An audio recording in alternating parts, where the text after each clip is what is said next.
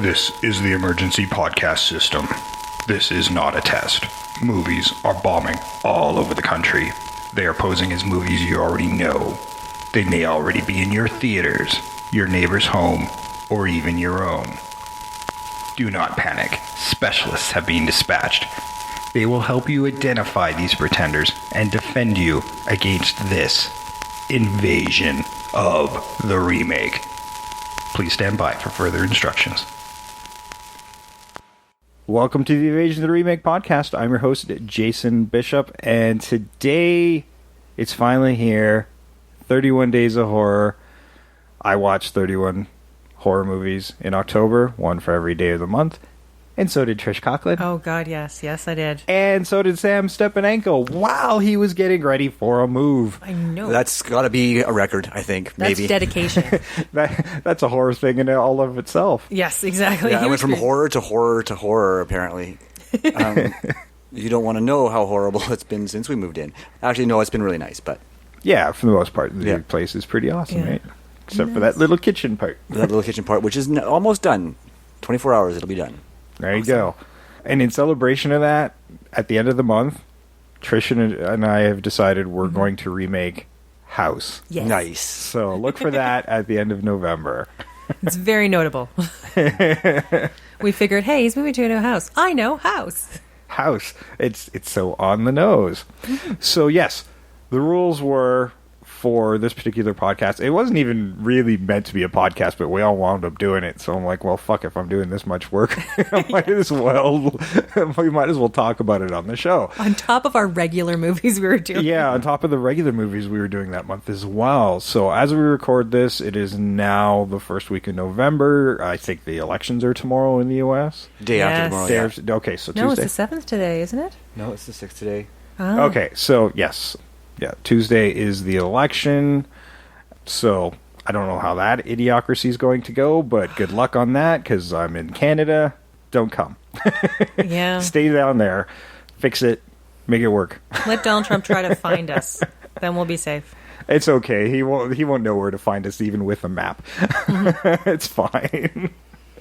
But it's going to be an interesting few days, and you guys have your horror story over in the States, and man, yeah, we love you. We feel for you. We do. And our elections aren't that much better. No. So. But ours are short. Yes. You oh my can God. cast, make, and release a Star Wars movie in less time than an American election. Yes. Well, yeah. Next week, you will have a new president, and the week after that, your primaries will start. So, Yes. Yeah. good luck. Oh my God. I don't know. You talk about how not like you're. There's an entire cycle, like 2 or 3 cycles of Marvel movies in that time. Yeah, the only time your president gets to do anything is during like the term where they can't run again, because then they just simply can't be on the campaign trail 24/7. Like, did you even think about that? And our last one was the longest one that we'd ever had. And that was 3 pretty, months. 3 months, 3 90 months, days. yeah. Yeah, and our American listeners are going, 3 months? Oh, that sounds awesome. Doesn't that sound delightful, guys? And that was just agonizingly long for us. So it was, yes. It is, but think about them. I'm like, come on, America. Like, Yeah. doesn't that sound lovely? Yeah. Maybe think of that next time. Okay, well, 31 horror movies. The rules were we had to watch 31 horror movies we have never seen before. It's not just go watch your favorites. That's too easy. Now, I came up with this idea, back in the MySpace days before it became some music site. I was blogging about that. So this would be over 10 years ago, possibly 12 when I started this idea. And I did it twice there, and then I did it a couple of times over on Facebook, and I tried it once or twice on Twitter as well. But so I didn't do it every year over that 10 to 12 year span, but I've probably done it 5 or 6 in that time. And then I mentioned it to you this year, and you were totally on board. And then Sam's like, "Oh, I want to do it too."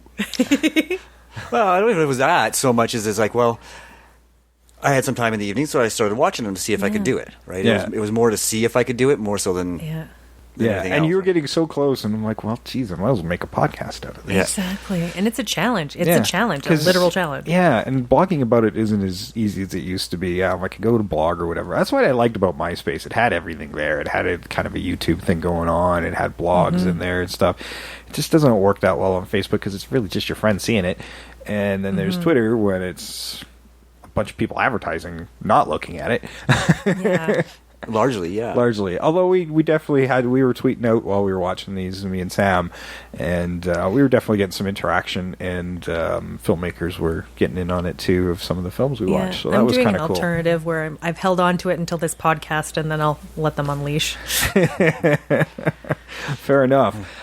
Now, I'm interested, before we get to the films itself, inadvertently I came up, some patterns started to form within my choices that I was making. And for me, let's see, I had 3 movies that I watched that had a deaf girl, or I guess deaf and, is it deaf and dumb? Mute? Mute, thank you. Deaf and mute characters. Oh, wow. 3 separate movies, unrelated filmmakers. So that was weird. And there were a lot of lower budget indie films, a lot of Canadian films. Jesus, I'm trying to think of what the highest budgeted movie I probably saw was, I don't know, maybe 10 Cloverfield Lane. I'm not sure. Nothing. I don't know if I saw anything more. Like, I think 15 million was probably the biggest budget movie I saw. Yeah, and I didn't look into those kinds of details myself, but I did have a couple patterns appear, completely unintentionally. Right at the very beginning, I ended up with 2 movies with Keanu Reeves in them. Had no idea he was in either of them. And he was good in both of them. Right. He was actually quite good in both of them. In one, he played the victim, which was really cool. And in the other, he played this skeevy motel owner, and he was awesome. I love it when he plays skeevy. I love me a bad Keanu Reeves. Yeah, no, he's... Oh, him in The Gift. Yeah, him in The Gift. That one where he played the serial killer with James Spader, I think it was, as the cop. I can't remember that one. Oh, yeah, I think I know. But was it James Spader as the I can't cop? remember who played the cop, but... He was like the serial killer. It was Marissa Tomei was in it? Yeah. Was it James Spader? I can't remember now, but I don't think I've seen this one, so. it's good. It's really good. It's really good. We'll have to look it up later. Okay. It's so entertaining. Yeah. Again, a bad Keanu Reeves is so good. Yeah, I agree. Trish, you got any patterns that kind of formed in your list? Well, not too much. I had a lot of Asian horror as well. Oh, nice. But I had 2, which I had no idea. I don't know how much we're going to go spoiler alertery on this. Not at all. Yeah, we're going to be fairly vague. Honestly, unless it's still in the theater right now, don't worry about it, because then it's the audience and can make up their own minds. Okay. I mean, we're going to be talking about a lot of movies, but the nature of this show is kind of spoilery. Yeah. So don't worry about it too much. I had 2 to 3 inadvertently people were living in a house where other people didn't know about it. Oh, did you watch Housebound?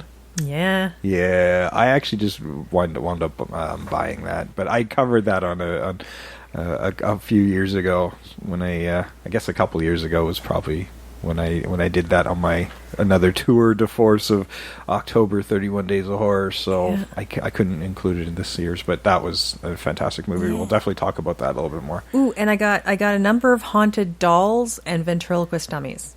Oh, I like those ones. That's cool. I got some dolls in mine as well, but only one. I got one, yeah. I got one. I got 3. Okay, well, we got a lot of movies to talk about. 31 each. That's 93 movies, not including, I guess, if you... 31 if each, that's 60... Oh, 93, yeah. 93.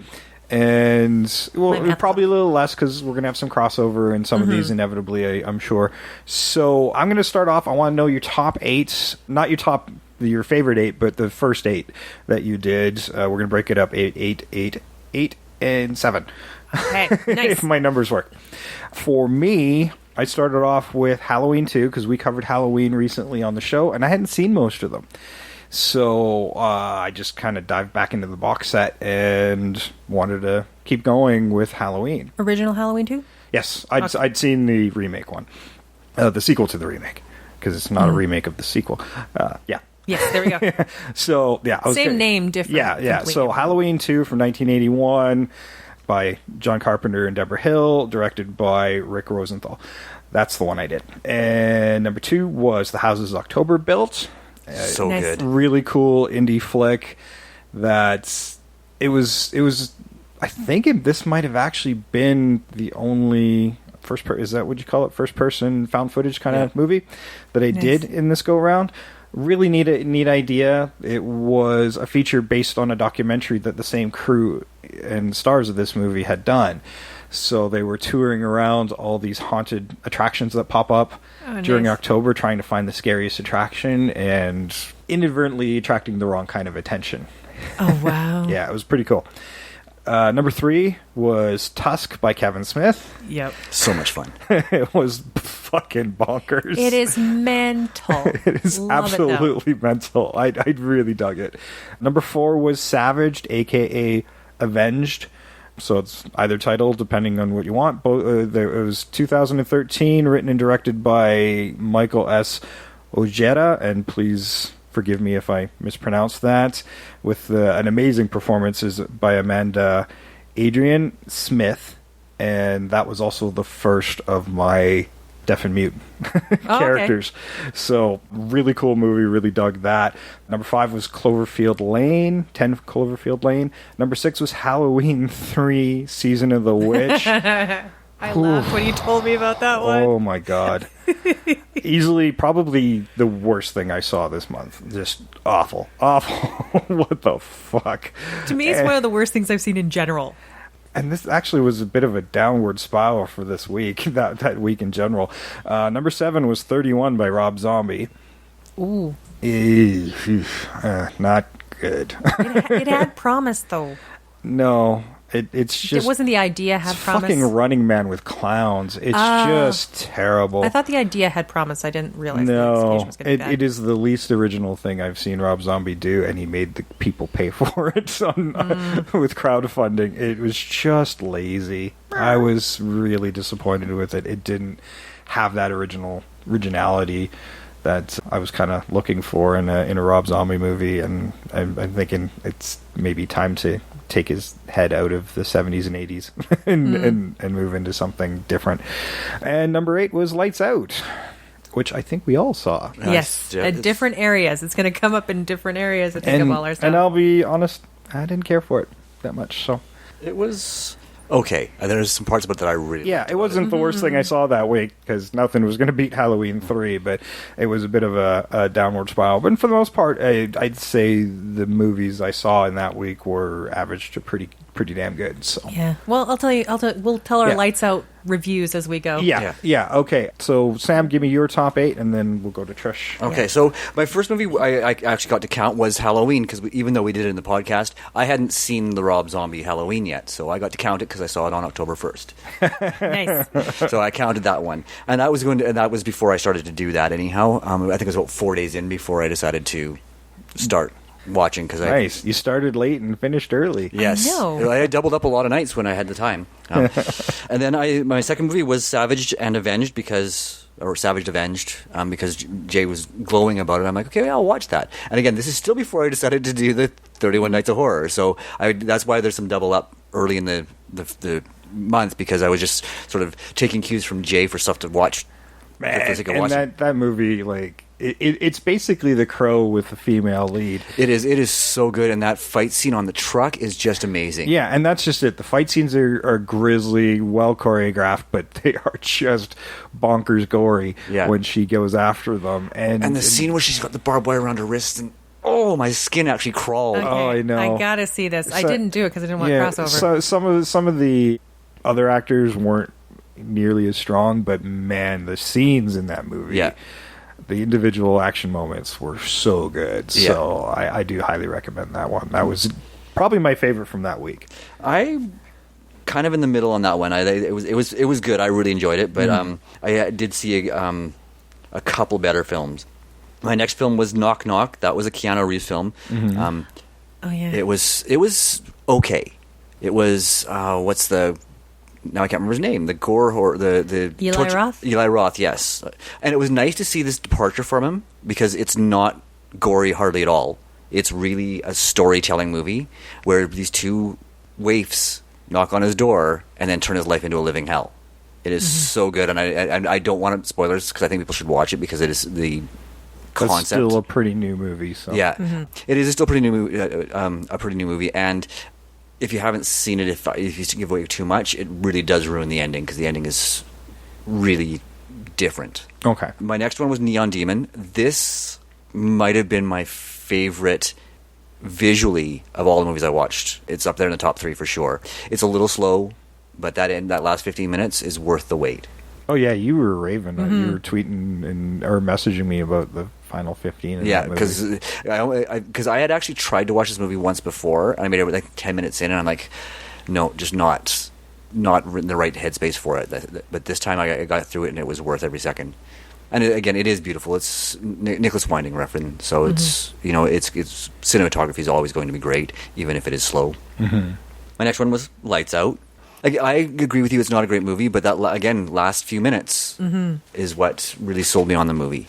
The closure at the end actually made sense, right? You didn't expect it necessarily, but it made sense.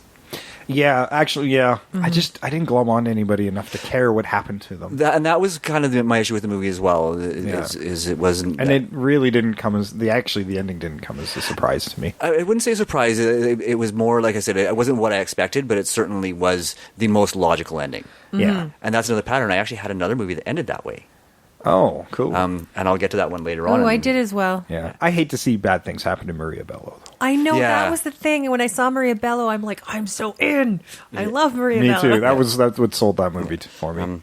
And then my next movie was Conjuring 2. I think I watched these for my 5th and 6th movies, and then I think Jay watched them for his 8th and 9th movies, I think. That's correct. Yes. Because I'm like, the next day he's like watching this in the same order, the same 2 movies that we watched. He didn't know that we had, but it just was great minds think alike, right? Yeah. Then I watched Howl, which was a great small space werewolf movie.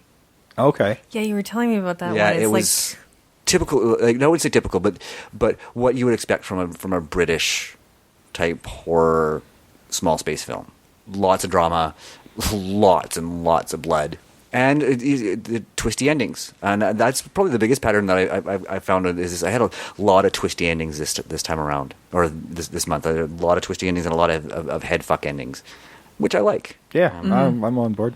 And then number 8 was Invoked, and for the life of me, I cannot remember this movie, so therefore it must not have been that good. Okay, fair enough. Nice. All right, if you could blank out on a movie like 3-4 weeks after you saw it, not good. Yeah, Yes. no, it could not have been good. I will look it up while Trish is going through her list, and then I might go, ooh, oh, wait, no, I do remember. Yeah, and because Yeah. I want to roll back around, I want to know your favorites, the most goriest, the worst, the Yeah. funniest, whatever.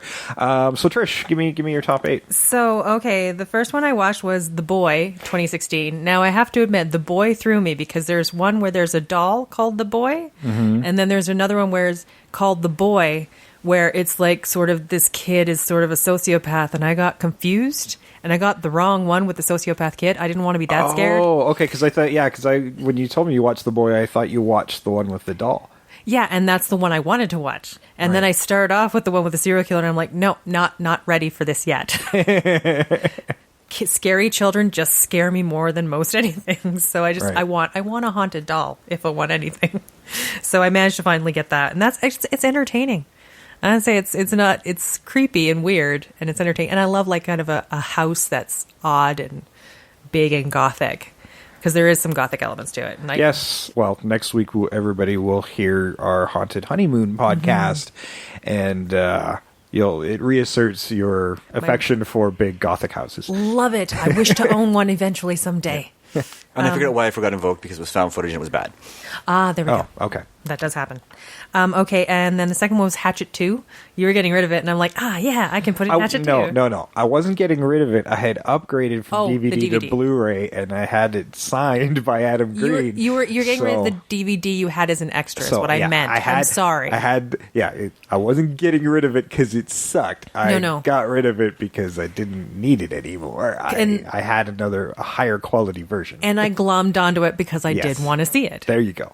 That's why I got it. Loved it. I love Danielle Harris is like one of my top 3 scream queens. Now, gotta say that actually, as much as I love the Hatchet franchise, that middle one is actually probably my least favorite. it took me a moment. It took me a good part of the film to get used to Danielle Harrison there, having replaced the actress from the first movie, who I quite liked. So that it. And I did feel it was the cinematography wasn't up to snuff for the first one either, but overall, that franchise is wonderful. So. And I have I do like her in a Scream Queen role, and Tony Todd, of course, obviously. Sure, yeah, we're so good. And then House of the Devil, and this had such great ratings, and I had such high hopes, and it drove me batty.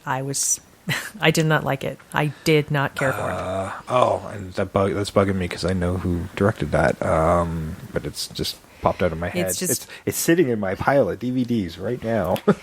I don't mind a horror movie, and I can suspend my disbelief to a certain point, but when too many random events have to line up to make something happen, then I get a little bit pissy. So that's why I didn't like it. But there's a scene where she's dancing to 80s music around the house. Probably the best part of the movie. And other than that, I did not care for it. Ty West. Yeah, visually it's great. It looks very 80s. But the story totally took me out. Right. The next one was The Gate from 1987. Because Jeff kept talking about it all the time, and I thought, I should try it. And kids without adults fighting some sort of evil force. Love that. Also in my wheelhouse of things I like. But I can see how as a child, if you saw it then, if I saw it then, I could see how I would really love it. But as an adult, it's hard to glom on to get that feeling about it. So it wasn't too bad. Right. The Entity. That one, it's terrifying. But the worst part about it is it's terrifying in a way that has nothing to do with horror. Is what's worse than getting raped? You're generally not believed, but get raped by a ghost. Just imagine that. You can't even prove that. Oh, man. Think about it. You don't even get believed when there's physical frickin' evidence. Yeah. Yeah. Yeah. As a movie, man, that would be terrifying, especially if you get into that victim mentality of what women would go through. Yeah. Man, yeah, when there is a physical evidence. And there is a whole part where she's talking about, what about these marks? What about this? And he's like, well, I mean, you could have had a seizure or you could have done them to yourselves. Yeah. She has bites on her back. How the fuck is she supposed to do that herself? Yeah. But that's what drove me nuts. It's completely realistic in so many levels. Yeah. Oh, that sounds a very interesting movie. It's terrifying, and there's some parts where it's hard because they do make it look brutal. Mm-hmm. Then, to not feel so bad after that one, I watched the 1977 House movie, Japan, Hausu. Hausu. So good, so bonkers, so mental. Girl gets eaten by a piano. Nothing better. Oh, I have seen footage of that. Evil demon cat luring people back to his house. Yeah, that thing looks insane. A head comes out of the well and bites a girl on the ass as she's running away.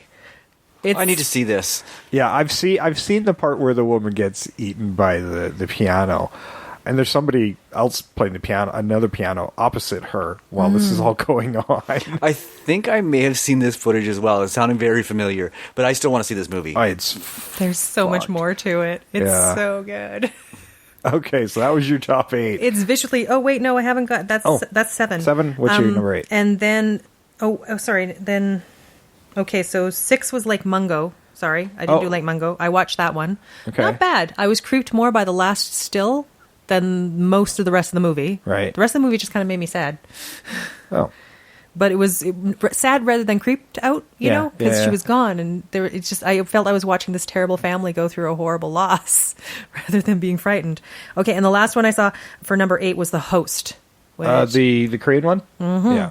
Really loved it. Yeah, I love that movie.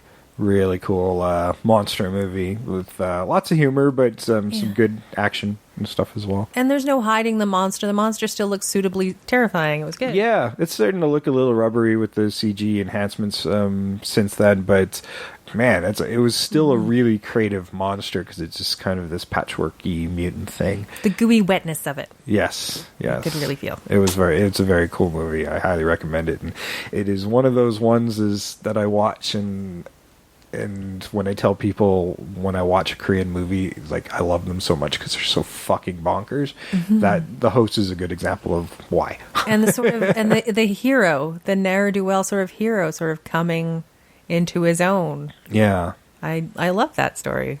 Oh yeah, it's fantastic. And a movie. family. Oh, a family fighting together. That's another thing you don't see very often. True. Yeah. It's usually some sort of love triangle, but this is a family. Yeah, it was. Yeah. Scariest movie from that week. Scariest movie for me would have to... None of them were really scary for me, actually. I'd say The Conjuring 2 was probably the best movie for me out of that week. It was just so well done. If a little predictable, but yeah, I didn't have a great first week. I mean, Howl is very, very close second because it was just so brutal. Like, it was brutal. Oh, wow. Yeah, just the gore and the story was so good. Yeah, but yeah, I'd have to go with Conjuring 2 for that week. Okay. Nice. The Entity, for obvious reasons. Entity. Okay. Yeah. No, I totally get that. You know, man, I look at my week and I don't think I found it. I think maybe, you know, House's October Built or Lights Out would be more the creepy factor. I mean, Avenged Savaged was easily my favorite movie of the week, and definitely had some of the best gore scenes in it. But as far as like creepy stuff, Lights Out should have been, but I just thought it was stupid. I think maybe House's October Built. Like if you go to one of these haunted attractions and then it starts following you around, yeah, that's kind of creepy. Where you're in a camper and you come out and then there's some dude in a clown suit or a little girl with the porcelain mask. Yeah. Fucking creepy. And it's one of the few found footage movies that actually makes sense as to why they have the fucking footage. Yeah. Right? Because, and that's my issue with most found footage movies, as Invoked, like I said, and that's the last time I'm going to say the name of that movie, is that at some point, when do you drop the fucking camera and just run? Right. So it's very hard for me to get. You were talking about suspension of disbelief, and at some point, you're just like, okay, I can't believe this at all anymore because it doesn't make sense for them to still be filming. Yeah. Right. The paranormal activity movies, they make sense because they're like the house security cameras. That makes sense that as far as the found footage goes. And House's October Built because they're a documentary crew and they're filming everything. And there are times where, if I remember correctly in that movie, where the filming kind of stops because they've gotten so scared they can't even continue to film. Yeah, and in fact, it is some of the tormentors who wind up picking up the camera. Yeah, and so again, it makes sense. Yeah. Right? And that's why I enjoyed it as much as I did. And hey, the directors and stars, Bobby Rowe, Zach Andrews, Jeff Larson, and Brandy Sheffer, and I'm leaving some guys out, Mikey Rowe. It's all their last credits. Oh, really? I know. I like... Oh, I kind of. Oh, I that kind of adds like to the creep factor. I kind of like that. I really like that. Yeah, I would like to be credited as a different name and have that my only IMDb credit just to mess with people. Oh yeah, like I kind of like the reality of that. That it's been 2014 when this movie came out, and it's still their last IMDb credits. I'm like, oh, that's terrible. Somebody go dig them up. Yeah. It's a great idea, though. Yeah, that's pretty fantastic. Worst film, real quick. Invoked. Oh, I said it again. Damn it. I just want to make Sam say it. Halloween 3. Yeah. House of the Devil out of all of these. Okay. I don't know. Funniest, most, maybe. Because I have a lot of horror comedy, so I'm going to have a lot of funny in mind. I have a few, but I didn't have any really funny ones in my first batch. I actually have to go to Howl because there are some comedic moments in it, but not very many. It's a pretty serious film. Okay. Trish? Hausu. I couldn't. There's bits where I couldn't. There's like a little music video in the middle. I laughed at certain parts because I really literally couldn't believe this was happening. And for similar reasons, Tusk. Of like, what the living fuck is this movie? Yeah. I'm like, you could tell this was built from a mental podcast. Yeah. Hey, Hollywood, if you're listening, we got a lot of that. Well, wasn't it a mental podcast built on some ad somebody saw one time? I don't know. I think it was built on a weird children's book as well. Yeah. Loosely based on a weird children's book. So, it was really strange because it still has those really, or kind of those Kevin Smith moments, those funnier, in reality but not really reality kind of speech moments and the clerks and things like that. That's all still kind of there. And then you got this really creepy stuff going on and in the really house. tragic ending. That's what I loved about it. Is the ending was just so tragic. And I can see why a lot of people didn't like the movie because it really is all over the place. It's a patchwork kind of movie when you start. Like, there's segments that are comedy, and then there's segments that are true horror, and then there's the more dramatic segments, and it really feels patchworky. But it's as patchwork as the good. stitching on Jason Long as a walrus. Yes. That is a very good analogy. Great minds think alike. I was thinking exactly the same thing. Okay, well, let's go into the next date. So, Shall we flip up who goes first? well, you went last, so you go first. I'll go first. Okay. Darkness, 2002. Anna Paquin. Her father's mentally kind of broken. They kind of allude to that. Not a bad movie. I can see where they went with it. But then they brought in this whole, devil worshipping thing, and I was like, I preferred it if he was just mentally unstable. Okay. Then I watched Dead End, which I loved. Ray Wise, love him. Oh, Ray Wise is always good. Yeah. I could watch him forever. Ray Wise, and who is it? It's Lynette. Oh, the mother. He was in another Adam Green movie that I have. It's more of a found footagey kind of movie called Digging Up the Marrow. Really cool. But the mother in this one, she's the same as the psychic from Insidious. Lynn something. But she's great too. I love her. She's so good. It's a good kind of bottle, like just a bunch of people. You don't really see anything else. Then I watched The Devil's Pass. Not terribly bad. Also very found footage and but they're doing a documentary about the Dyatlov Pass incident where all these people sort of died randomly. Okay. Oh, I think I've seen this one. Yeah, and they actually go to Russia and they go up to the pass. I have seen this one. This one was really good. But it flips into sci-fi near the end. Yes. So I wasn't quite sure if I should include it, but I'm like, well, I started off as a horror movie. I guess I might as well. Well, it is a horror movie. I mean, yes, it's got a science fiction element, but it was definitely a horror movie. But I liked the ending of it. Yeah. It came all together. Dead Silence, loved it. It's the prettiest horror movie. That was one of my recommendations for you. I know. Loved it. It was one of the prettiest horror movies I've seen in forever. That beautiful. Was that James Wan? James Wan. Yeah, that was James Wan. And yeah, his track record for horror is pretty spot on. That was the first one he did after leaving the Saw franchise, I do believe. I think so. Well, he did Saw 1, I think, and Saw 2. I was talking with these guys at HMV about it. I don't know. Yeah. Hi, guys, if you're listening. And I believe this was he'd done Saw, but he hadn't gotten big enough yet to get the really big jobs. So he went back and did this one. So it didn't really break as huge as it could have. But it's got Wan all over it. Yeah, I think it's one of the James Wan horror movies that kind of slipped under the radar and could have been a franchise. And part of me is glad it isn't. Because everything's got a sequel now. Well, I think it got confused because if you look at it, the cover of it with the dummy, I think people got really confused with Annabelle. They thought it was just the same type of retread like that. Which is interesting because Annabelle was years later. I know, but I think that's why people sort of also didn't see it. Mm-hmm. I think they look at it with the cover and they're like, or the picture or the poster, and they're like, I've seen Annabelle. I don't need to see this. Yeah, and it's not really, when you look at that poster, it's not really what you think it is. No. Not at all. But it's brilliant. Yeah. Absolutely brilliant. Okay, and then I saw The Changeling, which... The 70s one? Yeah. Oh, that was a good one. I don't have so great memories of it because I saw it when I was quite young. Same with me. It's longer than I expected, but I don't know if I would call it... It's sort of supernatural thriller more than I think abject horror. Yeah, I think it's still considered... It's a ghost sort of wanting revenge. Yeah. Or just justice. Well, isn't that pretty much all ghosts who do violent things? Yeah. Well, I would say actually this is more of a justice ghost. Other ghosts want revenge. This is a justice ghost.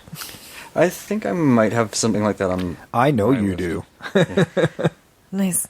And then I watched Stage Fright, the 2014. I believe you did as well. I did as well, and I do believe Sam did as well somewhere later on his list. I did, yeah. Yes. Musical horror. I need more of these in my life. I do like me a stage musical horror. I really do. I do. We're going to camp.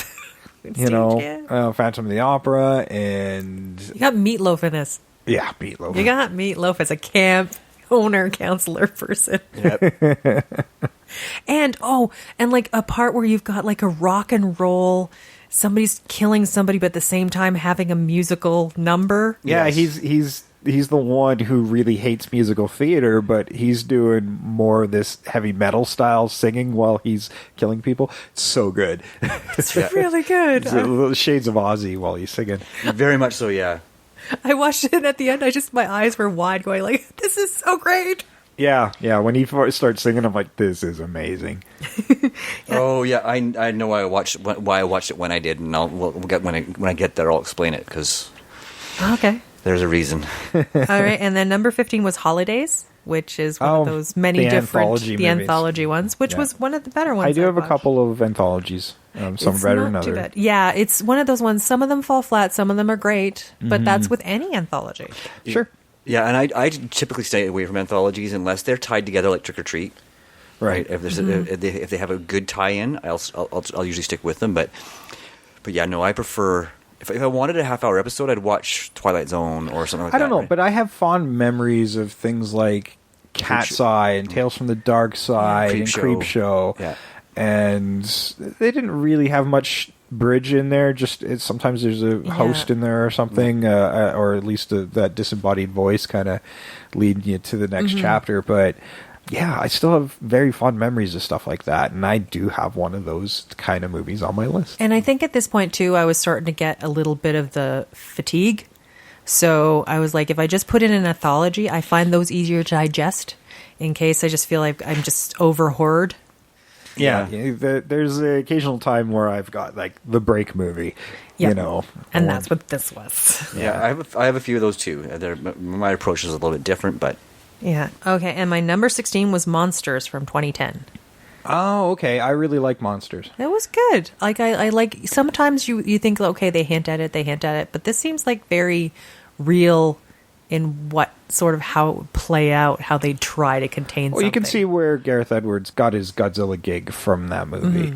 Like the way he handles that from the human perspective, and just more of these monsters in what is nature for them.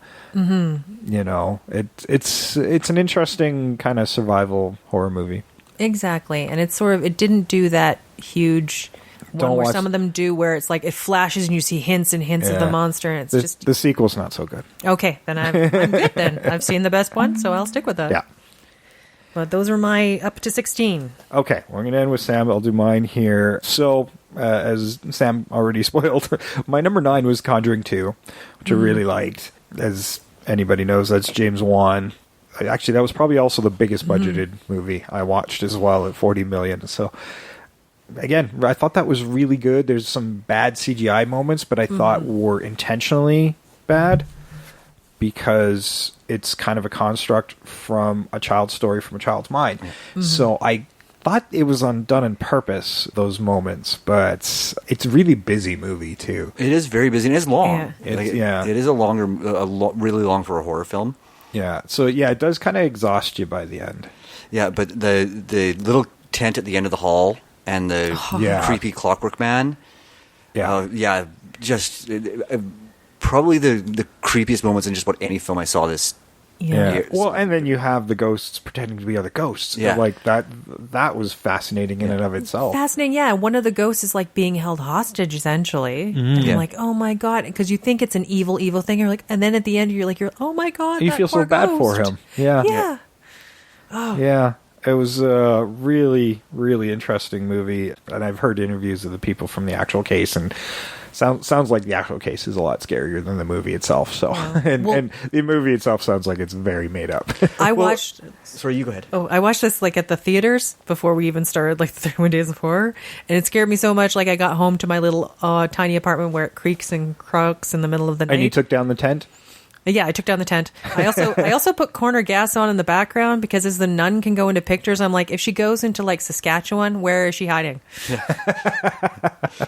It's the only way I felt safe.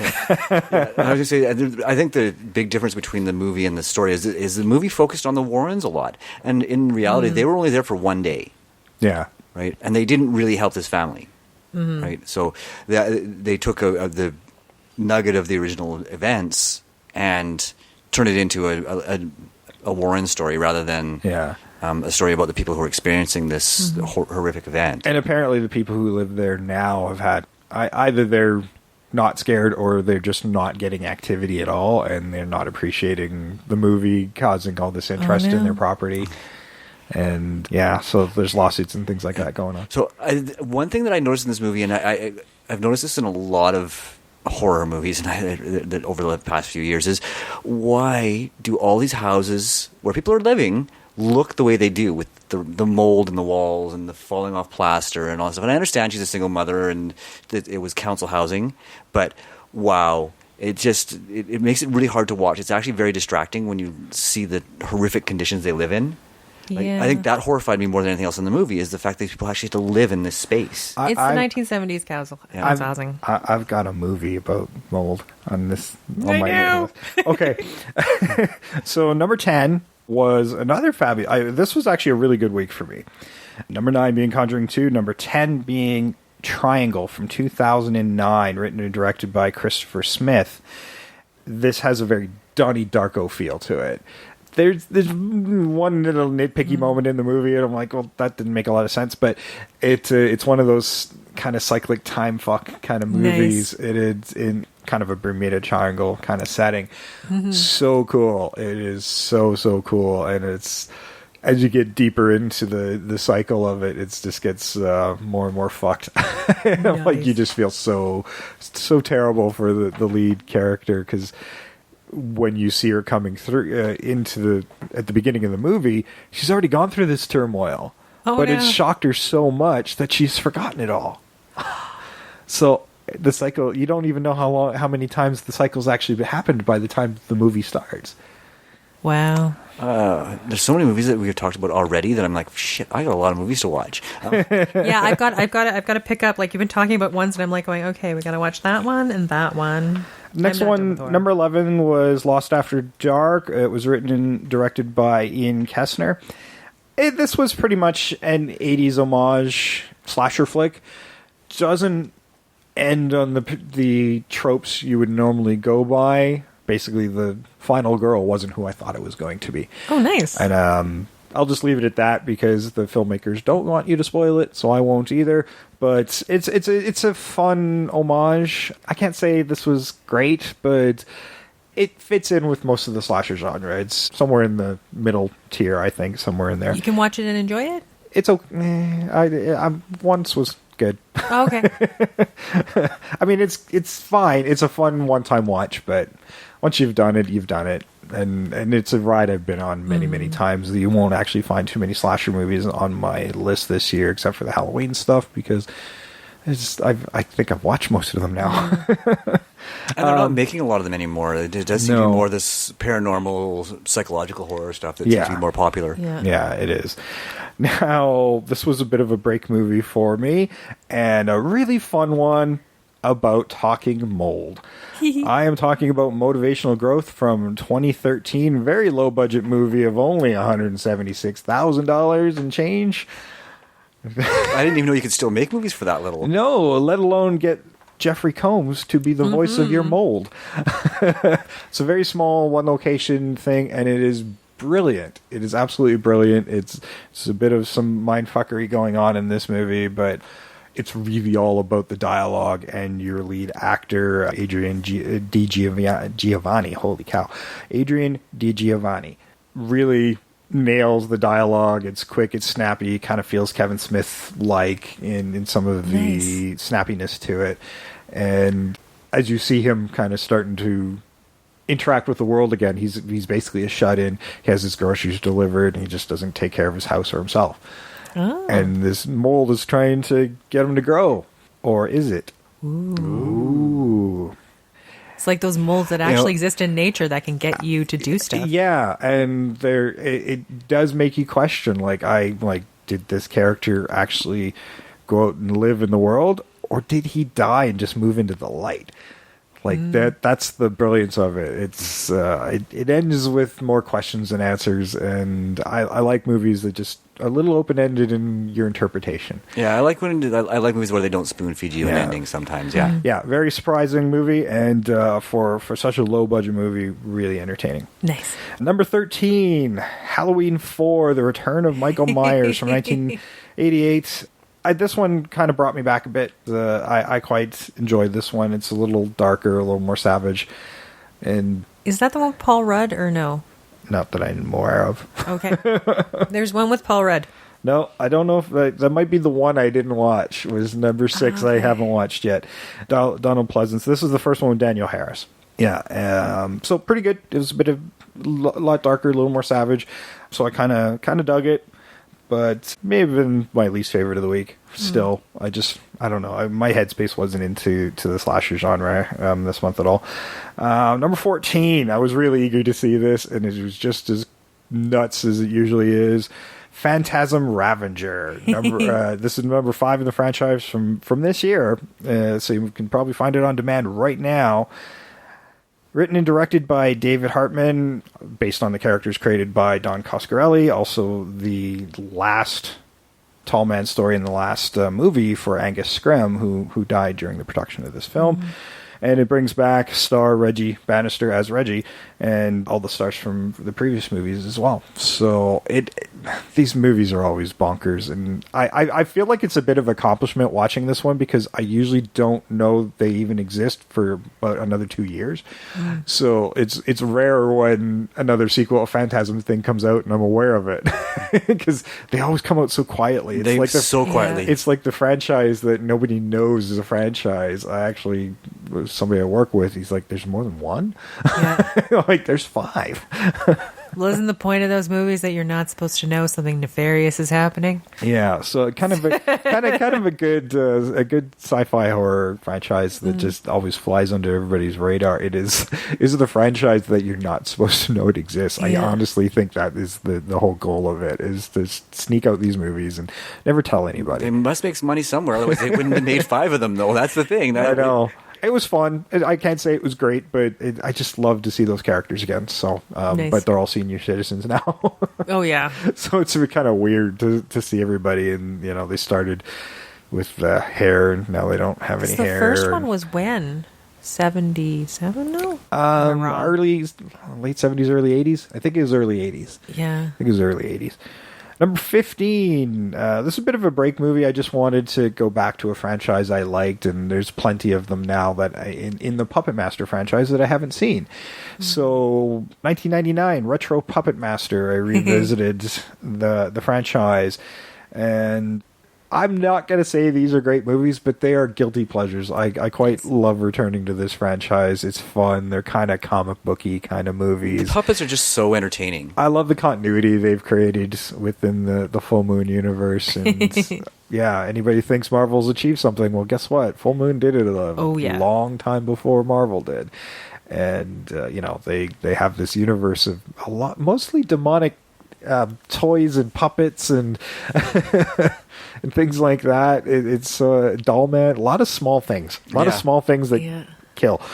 I tried to get Doll Man the demonic toys, but I couldn't get a hold of it. I saw that years ago. That one was fun. I don't like the first demonic toys, but the Doll Man and demonic toys was a lot of fun. Yeah. To end out that second week, number 16 was The Purge, written and directed by James DeMonico. $3 million budget, starring Ethan Hawke, Lena Headey. And you know what? I really liked it. It's a smaller one because it's one location, but I like the idea of The Purge, and it's more about the commentary on society. This one was kind of the 99%, the 1% kind of versus the 1% in the political motivations of having a purge in the first place.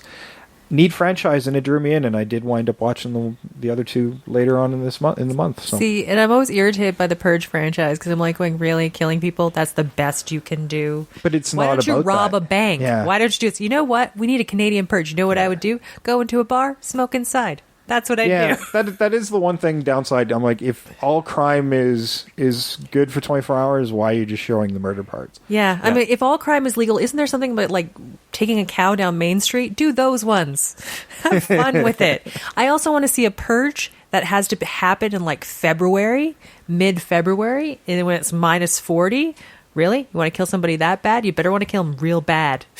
Yeah, actually, absolutely. I would add rules to the purge that would make it so hard. You would have to really want to kill somebody. You're like, oh, that sounds like too much work. I'm just gonna stay home. Yeah. Also, no vehicles. If you're in a vehicle, you get exploded by like with a bazooka. You have to walk to where you have to kill somebody. Well, that does come in later on when they just can't keep losing their vehicles. It's so terrible for them just to walk through the city of this chaos. But it's the killing seems to be the minor part in the sequels when it becomes a little more politically driven. But Yeah, I'm like, rob a bank. Come on. it's a neat universe, and it sounds like it's not over yet.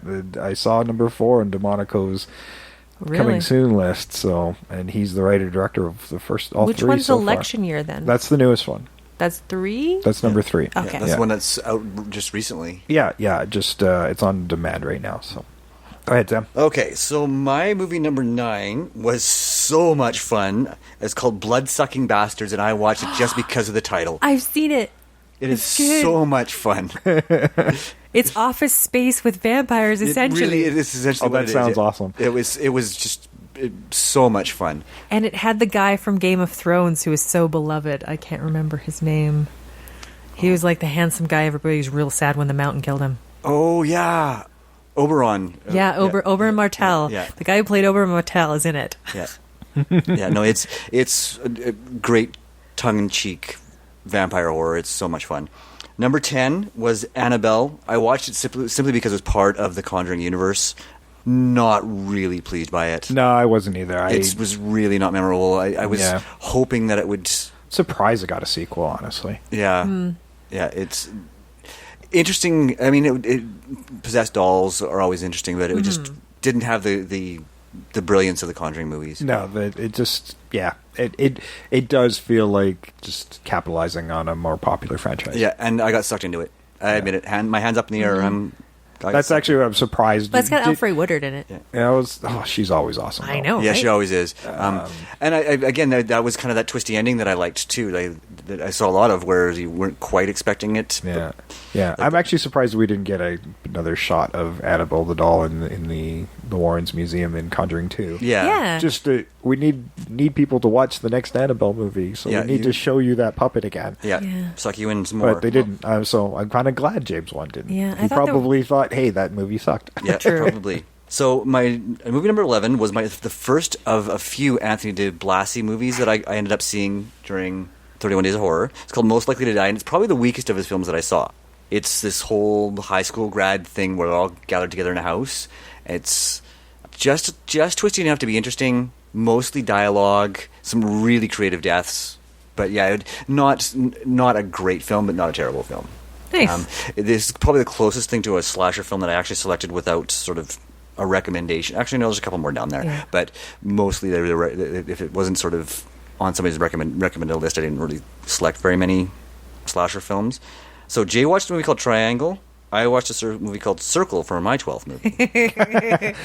Did anybody watch Square? I know. I'm like, I didn't know I was supposed to watch Square. You missed the geometric shapes theme. Yeah. Although geez. I do feel Rhombus is a stronger movie. There we go. Okay. Square. Now, Circle is definitely in my top 5 for the movies I saw this month in October. It's a single set movie with 90 people, I think it was, standing around in a circle. That sounds incredibly boring, Sam. But it wasn't. But what's the premise then? The premise is well, and that's the thing, is you have to figure out while you're watching what's going on. But if they step off their little circle within the circle, they get electrocuted. And they all have this device in front of them, and if they move their hands, they get to select who gets to die next. It's real time. So you've got 90 people, 90 minutes. It's... This still sounds incredibly boring, Sam. well, I can see the pitch meaning. in my head. Yeah, no, it It worked. sounds like a game show. It kind of plays like a game show in a lot of ways. But yeah, Hunger Games for people who Hey, can't run. Saska Sisters, this is the next level on Elevator. yeah, What was the game show where the redheaded woman insulted everybody? Oh, that was The Weakest Link. Weakest Link, and That's what it sounds like and to they me. dropped him into a hole. into a far more extreme level because I mean these people are dying. But yeah, I mean it was really about the dichotomy of the characters as they're dying off and they're breaking up into factions and they're trying to decide who dies next, and because they try voting and they try all this stuff and it works really, really well. It does not sound all that interesting, but trust me, it is worth the 90 minutes of your time. Okay, well, I might give it a go. But I'll 50 minutes in, if I'm unhappy, I'm stopping it. Fair enough. I'm guessing everybody's like, okay, we're filming this in one shot. I'll give you all $10. Well, considering it's mostly no-name cast, the surprise for me was that Julie Benz was in it. She's probably the biggest name actor Oh, in yeah. it. Well, you still have to get sales for distribution. Yes. You do. You have to get one name. Well, that was the whole, what was it, the Canon She's movie? actually really good. She is a very talented actress. The Electric Boogaloo movie taught me that's what Canon Films did. Get one name person and use that to sell your movie. Yep. Number 13 was Bone Tomahawk. Now, this movie, I was a little worried because I was 3/4 of the way through, and I'm like, okay, where's the horror? Right? Lots of tension, but not a lot of horror. But again, the last quarter of the movie, definitely horror movie. Sounds familiar. Who's in it? What's a... Kurt Russell is... It's got Kurt Russell. Oh, okay. The I guy who almost plays watched Ed this. Warren is in it. Right. Okay. And... Oh, who's the other? There's the three leads are all like name actors. How about- Is it like at a period of time? It's a Western. It's a Western. It's a Western Oh, horror. okay. Yeah, That I might be almost why I've watched heard it. of it. Yeah, I wasn't convinced it was a horror movie. I thought it And was you know a what? Western. why I didn't watch when it. when I Yeah. read up on it, I'd like because that's why it's so far down on my list is because I'm like, I don't know, that doesn't really sound like a horror. But at the last quarter of the movie, it is unquestionably a horror movie. Yeah, I've got one on my list too that even IMDb doesn't classify it as a horror movie, but it came in my horror pack, horror block, I should say. So I watched it, and yeah, definitely had some horror in it. I don't want to spoil things, but there's one incredibly graphic scene in there that if you're a guy, you are going to cross your legs. Oh, I don't even want to know. Yeah, no, it was a good movie. I enjoyed that. Number 14 was Crimson Peak because, well. Guillermo del Toro. Visually stunning movie. Truly stunning and great story. Great story, but an awfully familiar one. Like it felt like I'd seen this or read this before. Like I couldn't find a basis of it. It sounded like Guillermo wrote it, but it was kind of a derivative story in my mind. I knew exactly what this was. I knew what was going on, and so I wasn't overly surprised about what was going on and what the motivations were. But man, is that movie gorgeous. It is Nice. truly gorgeous. And I mean, you've got Tom Hiddleston in it, so Yeah. it's a gimme. Oh, so a truly gorgeous movie.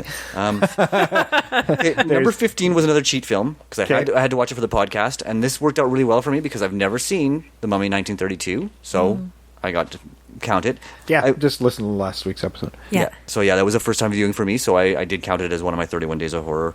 I don't need to talk about it because we talked about it last week. Yep. Number 16 was Suspiria. Because I had never seen it, and my stepson talks about it all the time. He loves it, so I was like, okay, I'm going to watch it. We can talk about it. We can talk about it together. Yeah. And it's coming up for a remake, so also apropos. Yeah. I really enjoyed watching this movie. Did I like it? Meh. Thank you. But I really enjoyed watching it because it just my list of movies is just so many really great looking films. Right. But so many movies that maybe could have been shorter or could have used a little bit of reworking to be more interesting. And that's pretty much the story of my life for the first half of the month. I agree on Suspiria. When I first saw it, I found it visually amazing, but I just... And there's so many wasn't that unexplainable excited by it. things in there, like the room full of wire. Why? Why? Yeah. Yeah, that's baffled me. But that opening sequence with the ceiling breaking and killing those women, again, it's like, okay, yeah, I can see why this is a classic. Yeah. Yeah. Yeah. Well, overall for me, the week was a really strong one. I liked a lot of it. Funniest one was definitely motivational growth. The one I enjoyed the most, probably that was the biggest surprise, was Triangle. And because I kind of forced myself to watch that one, and it just turned out to be fantastic. And the one that sucked me into the entire franchise was The Purge. So overall, a great week for me. What about you guys? I had a great week. That was one of my strongest weeks, because I don't see anything I didn't really enjoy. I think the weakest was only The Changeling, only because I felt it was just a little too long. Yeah, I mean the weakest one for me. I can say worst one for me. Well, I won't say worst. The weakest one for me was Lost After Dark. Not a terrible movie. It just wasn't quite up to the snuff of the rest of the week. So. Yeah, and then I got a good old stage fright. I got some good humor in there. So happy. And for you for that week? Funniest, unquestionably, Bloodsucking Bastards. I just like saying the name. Can I say it again? Bloodsucking Bastards. I just love it. By far my favorite movie. As I said, it's in my top probably 3 or 4 for the month with Circle. Okay. It wasn't a creepy, scary horror, but it was definitely a thinking horror movie, and I just really enjoyed it. Probably the worst movie I saw that week is probably Annabelle. Yeah. That's just when you come off something as strong as The Conjuring, and then you go into that, and your expectations are a lot higher than. Yeah. The comparisons probably hurt that movie more than anything. I think so too. Yeah. Yeah, and so here's hoping the sequels. Yeah, better. even with the comparisons, it wasn't very strong. Yeah. Sam, why don't you lead us off for the next date? Okay, so number 17, I watched They Look Like People. So good. I think I recommended this one to Trish. Yeah. This was a small cast movie, like 2 people, maybe 3. 3 people, I think, were in the entire cast. About one guy, and you're not sure if he was going mad or if he really was seeing aliens. Ooh. Alien demons things. They're never very clear if it's aliens or demons, but this whole movie about his sort of downward spiral as he's seeing more and more evidence of this, and his preparation to fight these demons or monsters, and then the end of the movie you're like, okay, are they really demons or are you just fucking nuts? Love those ones. Love those ones you don't know. Yeah. Number 18 was The Sentinel, and it's funny, I remember enjoying this movie, but for the life of me I can't remember anything about it, so maybe it wasn't that good. It just didn't sit with you. The name sounds familiar. Yeah, I'll come back to that one in a moment here. Number 19, Freaks of Nature, another horror comedy.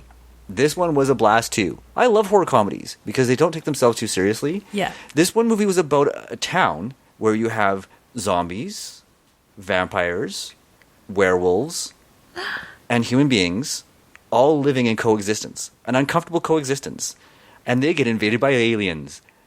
Oh, this sounds amazing. I must see this now. So much fun. What's it called again? Freaks of Nature. Freaks of Nature. Okay, I got to jot this one Giant down. Yeah, no, it was so much fun. I know you got Dennis Leary in it as well. Nice. Oh, nice. Yeah, so Dennis Leary, human or what? Dennis Leary is human, but yeah, it was just. I see him as a werewolf. Yeah. I don't know why. Yeah, but they had so much fun with it. I mean, you've got this human vampire romance thing going on. You've got zombie best friend. It is so much fun. And it's one of those movies that starts partway through the film and says, "Oh no, we're gonna rewind it" and all that stuff. So it gives you a little taste, and then it pulls you right back, and then build the story. But it was so much fun. Audition was number 20. Ooh, that was a recommendation from Facebook, or not Twitter. Facebook, from Twitter, Yes. and I kind of backed that one up. Yes, you totally backed that one up. And Because you were looking for something to really disturb you. I was looking to get under my skin. It was so good. Yeah. It was so good. Now those ones are kind of a slow burn, but it's not. But it gives you just enough to keep you intrigued. Isn't it really upsetting how gleeful she is? While she's sawing off his fucking foot? Yes. Yes. I haven't seen it yet because I've heard so much about it. With It like a piano freaks wire. me out. Yeah, it is a must-see movie. And of course, like all the Japanese horror, it is so visually stunning. It looks great, even for as old as it is. Mm-hmm. Because it still stands up and looks great. Yeah, I agree. Number 21 was The Gallows. This was meh. it was one of those movies where a guy dies in an accident in the middle of a theater production. He gets hung in the gallows in a movie, in a play called The Gallows. Watched that one. Yeah, it wasn't bad. It wasn't great either. It was kind of in between, kind of horror slasher, paranormal, vengeful spirit kind of. That's what you can do with like an independent one, not showing too much. You don't need too much. And again, small set. I watched a lot of those apparently. Okay, this one. I don't think it was supposed to be a horror comedy, but it kind of was. And I watched this, to be honest, just because I wanted to tag Juliet Landau in a tweet during 31 Days of Horror. Nice. So I watched Hack. And I will say this, she was great in this movie. I saw Hack years ago. It was actually one of my first forays into the 31 Days of Horror. So it was actually during a previous iteration of this, nice. And I really enjoyed that movie. I did too. I would definitely not say it's a good movie, but I did enjoy it. It's enjoyable. It's not great, but it's enjoyable. Yes, and it does have a nice twist. Yeah. Like I said, conceptually, it had so much potential, and it clearly did not have a budget. Yeah. Because if it had a budget, it could have been really good. Yeah. And I can't remember who played the lead girl in that. Too long ago for me. Yeah, no, it was the girl from The Wonder Years. Oh, the Winnie Cooper? Yeah. Oh God, Danielle. I I can't remember what her name is, but no, it's not Danielle. But yeah, she played the lead heroine.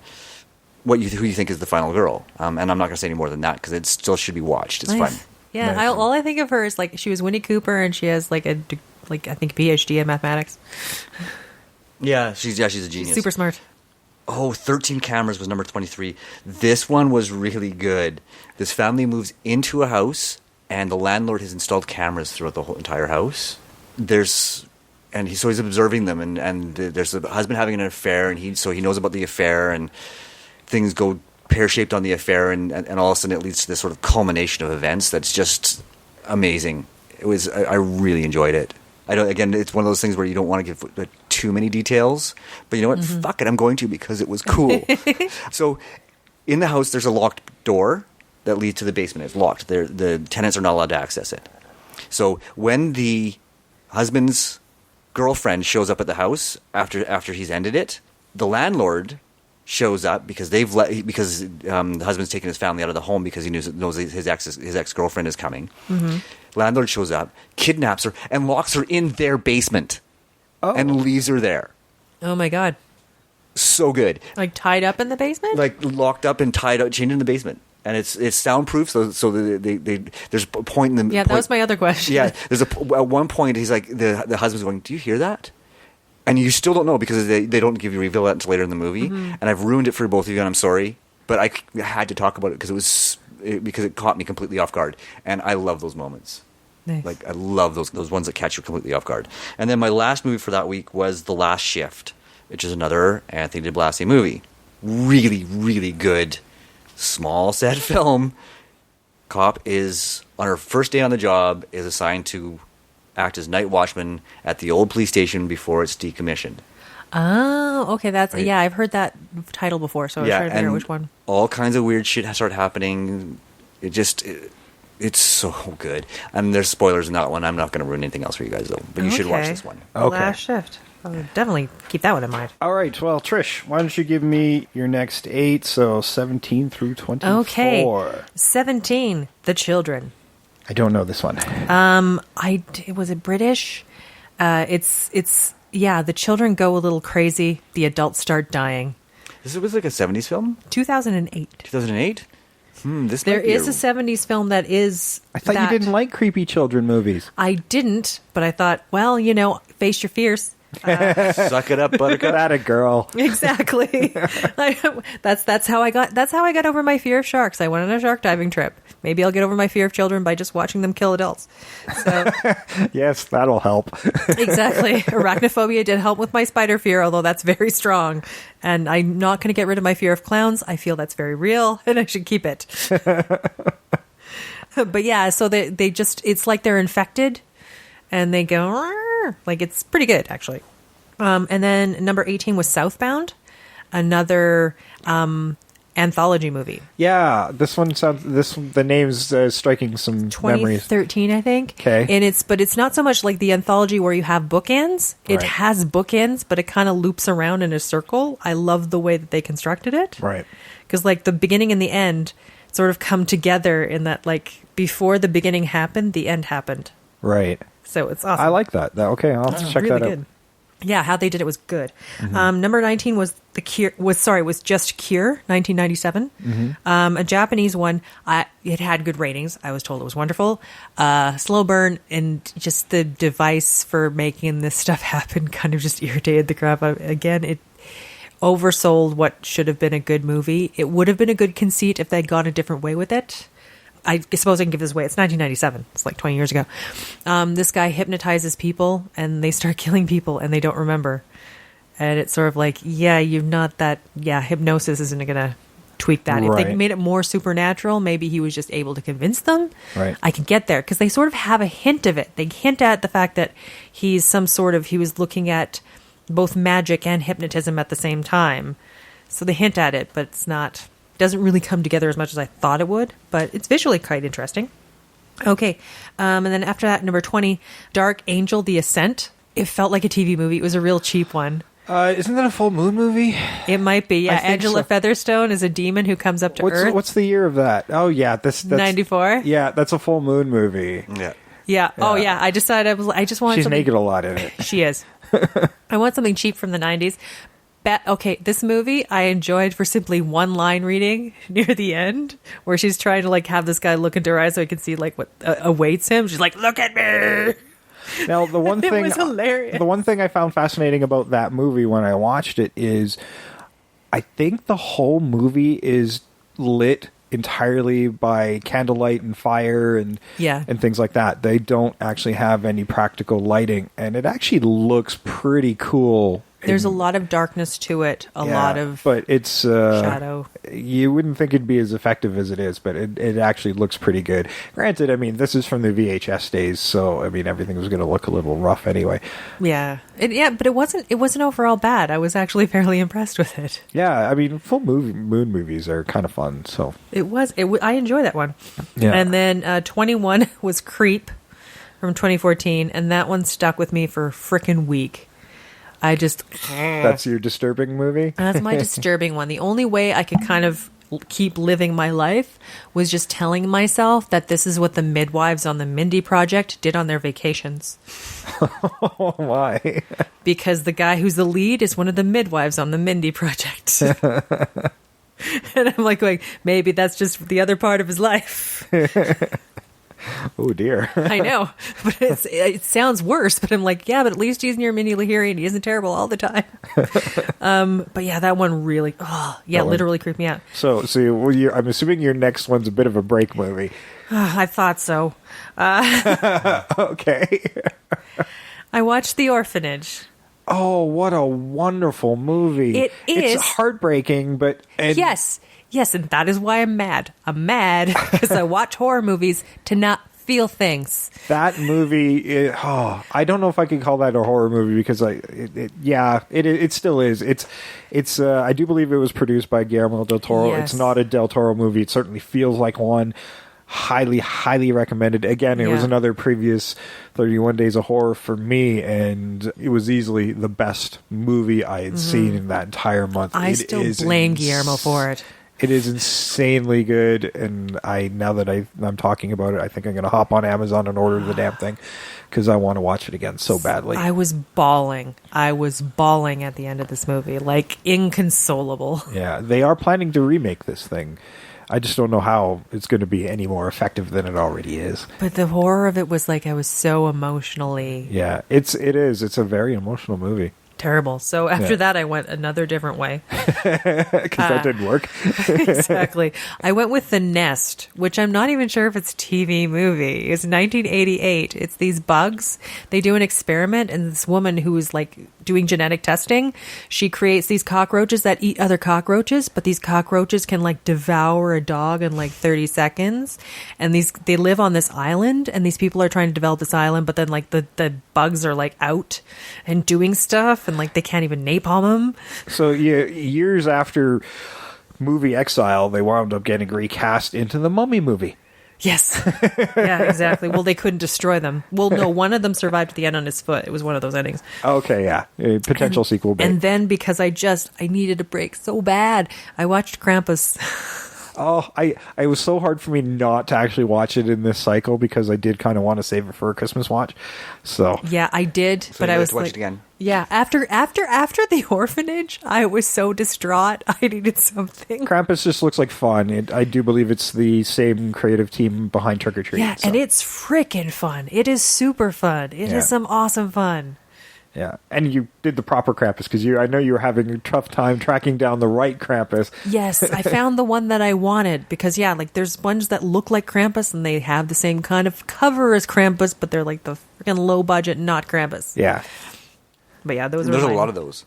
Oh, I know. I mean, I'd blame the Asylum, but they're probably one of many. Yeah. Oh, yeah. There's more than a few, Yeah. and I had to In look fact, back. There's one I had my eye on that just came out recently called Krampus 2, but I don't think it's that Krampus. And I'm like, oh, motherfuckers, they can't even, they took Krampus 2 away from the Krampus people.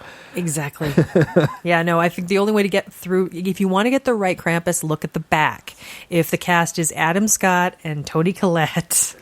And if you that's who you're looking for. If they're not in that movie, it's not the right Krampus. Yeah, I can't believe how many Krampus movies came out this past year.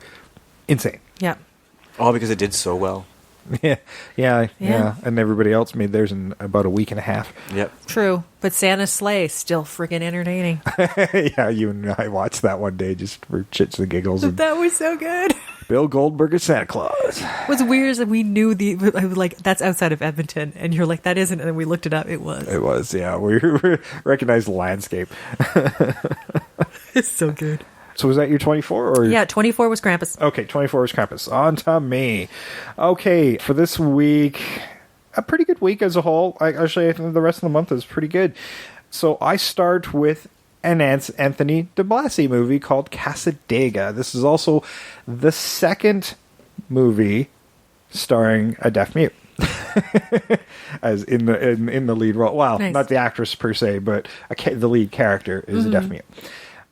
Interesting, it's got shades of an old movie called Pieces, where the killer, in Pieces, the killer was killing girls to make his ultimate girl, just taking pieces of them.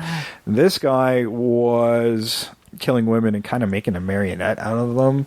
I think he was something similar, trying to build this perfect girl, but he was literally cutting off their pieces and making them into marionettes while they're alive. Yes. Yeah, it was. Yeah, it is on my list later on, so I can talk to it.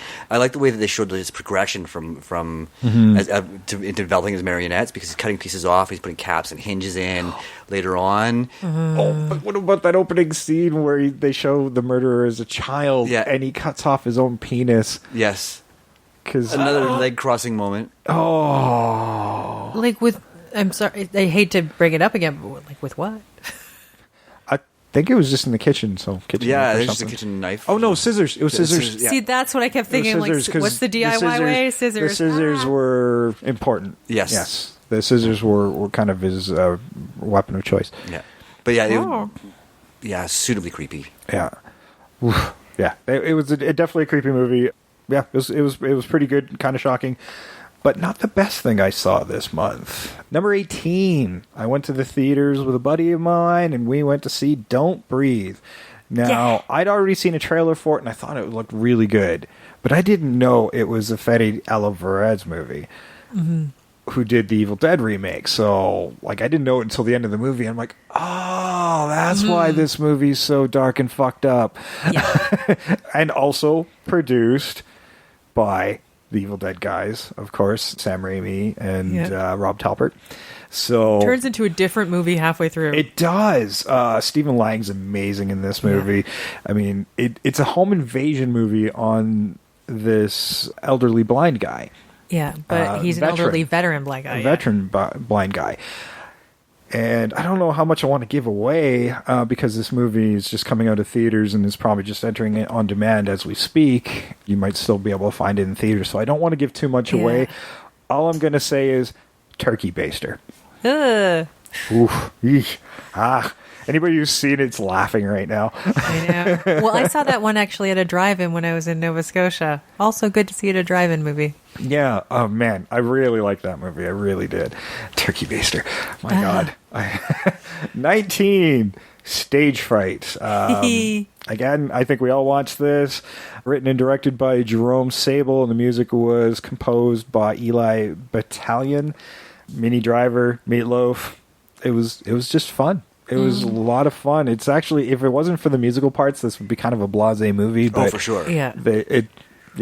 Given that kind of Glee stuff that is thrown into this, it's really enjoyable. And I was a little sad that Minnie Driver died so early. I think I actually started to watch this at some point because I remember watching a movie that Minnie Driver singing and dies and I don't think I watched anything else. I think oh, she's dead. I'm not watching anymore. I don't know.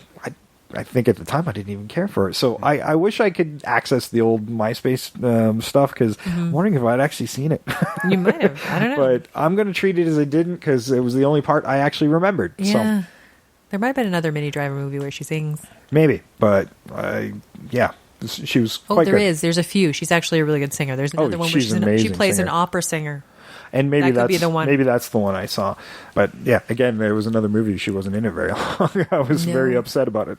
Number 20, Halloween 5. Also, I'm going to dub Halloween I Give Up. I only had one left in my box set to watch, but I'm like, fuck this. I can't do it anymore.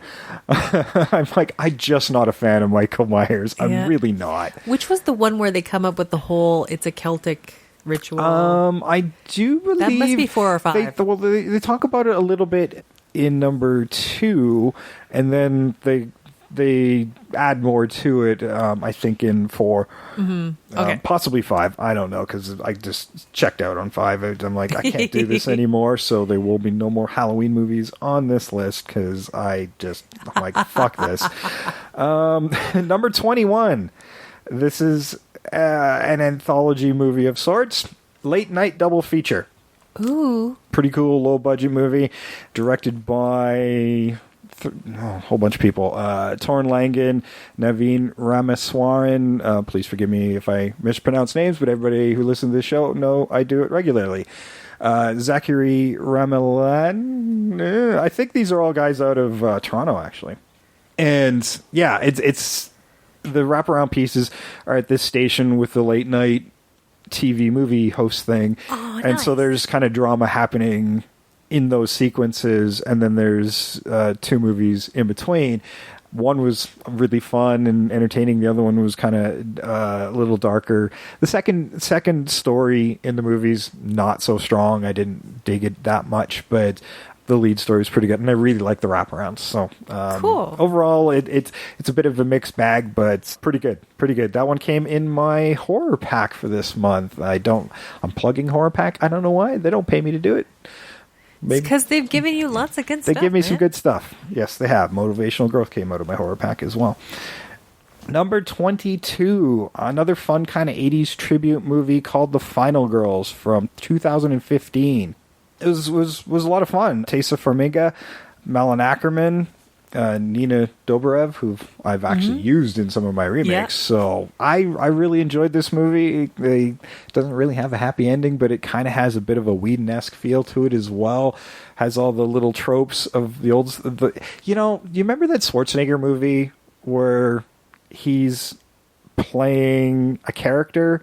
Ooh, Last Action Hero? Last Action Hero. It's kind of like that. Yeah. That's what I was wondering. I've seen Final Girls and I really enjoyed it. It was a nice twist on the slasher genre and all the tropes that go with Yeah, it. 'cause I've seen the trailer. Instead of the action movie coming to the real world, it's the real world characters going into the horror movie. There we go. And yeah, a lot of fun. I really, really enjoyed it, and I kind of felt bad for them because they didn't get out. I have no doubt if I was transported from here to a horror movie, I do not have good odds. Well, the problem is that with those characters is they got sucked into a franchise, so when they survived the first movie, they just wound up waking up in the sequel. Oh, that sucks. But brilliant. Brilliant. Absolutely brilliant. Number 23 was another 2015 movie called The Witch. This one had a lot of atmosphere. The dialogue's very period of that Puritan kind of time with the witches and Salem and all that. And it can be hard to follow because of the language and feel really stiff, but it's such a visually stunning movie. So visually, artistically, this was far and above the best movie in that regard that I saw this week, but not one of my favorites because it is a bit of a slog. But visually, just it's the guys utilized the canvas very well. Nice. Written and directed by Robert Eggers, and looks amazing for $3.5 million, and it grossed $25 million, I think, in the theaters in the U.S. alone. So Nice. Did pretty good for its low budget, but it looks amazing for that low budget. And number 24 ends on a fun note. The Editor. The Editor's from 2014.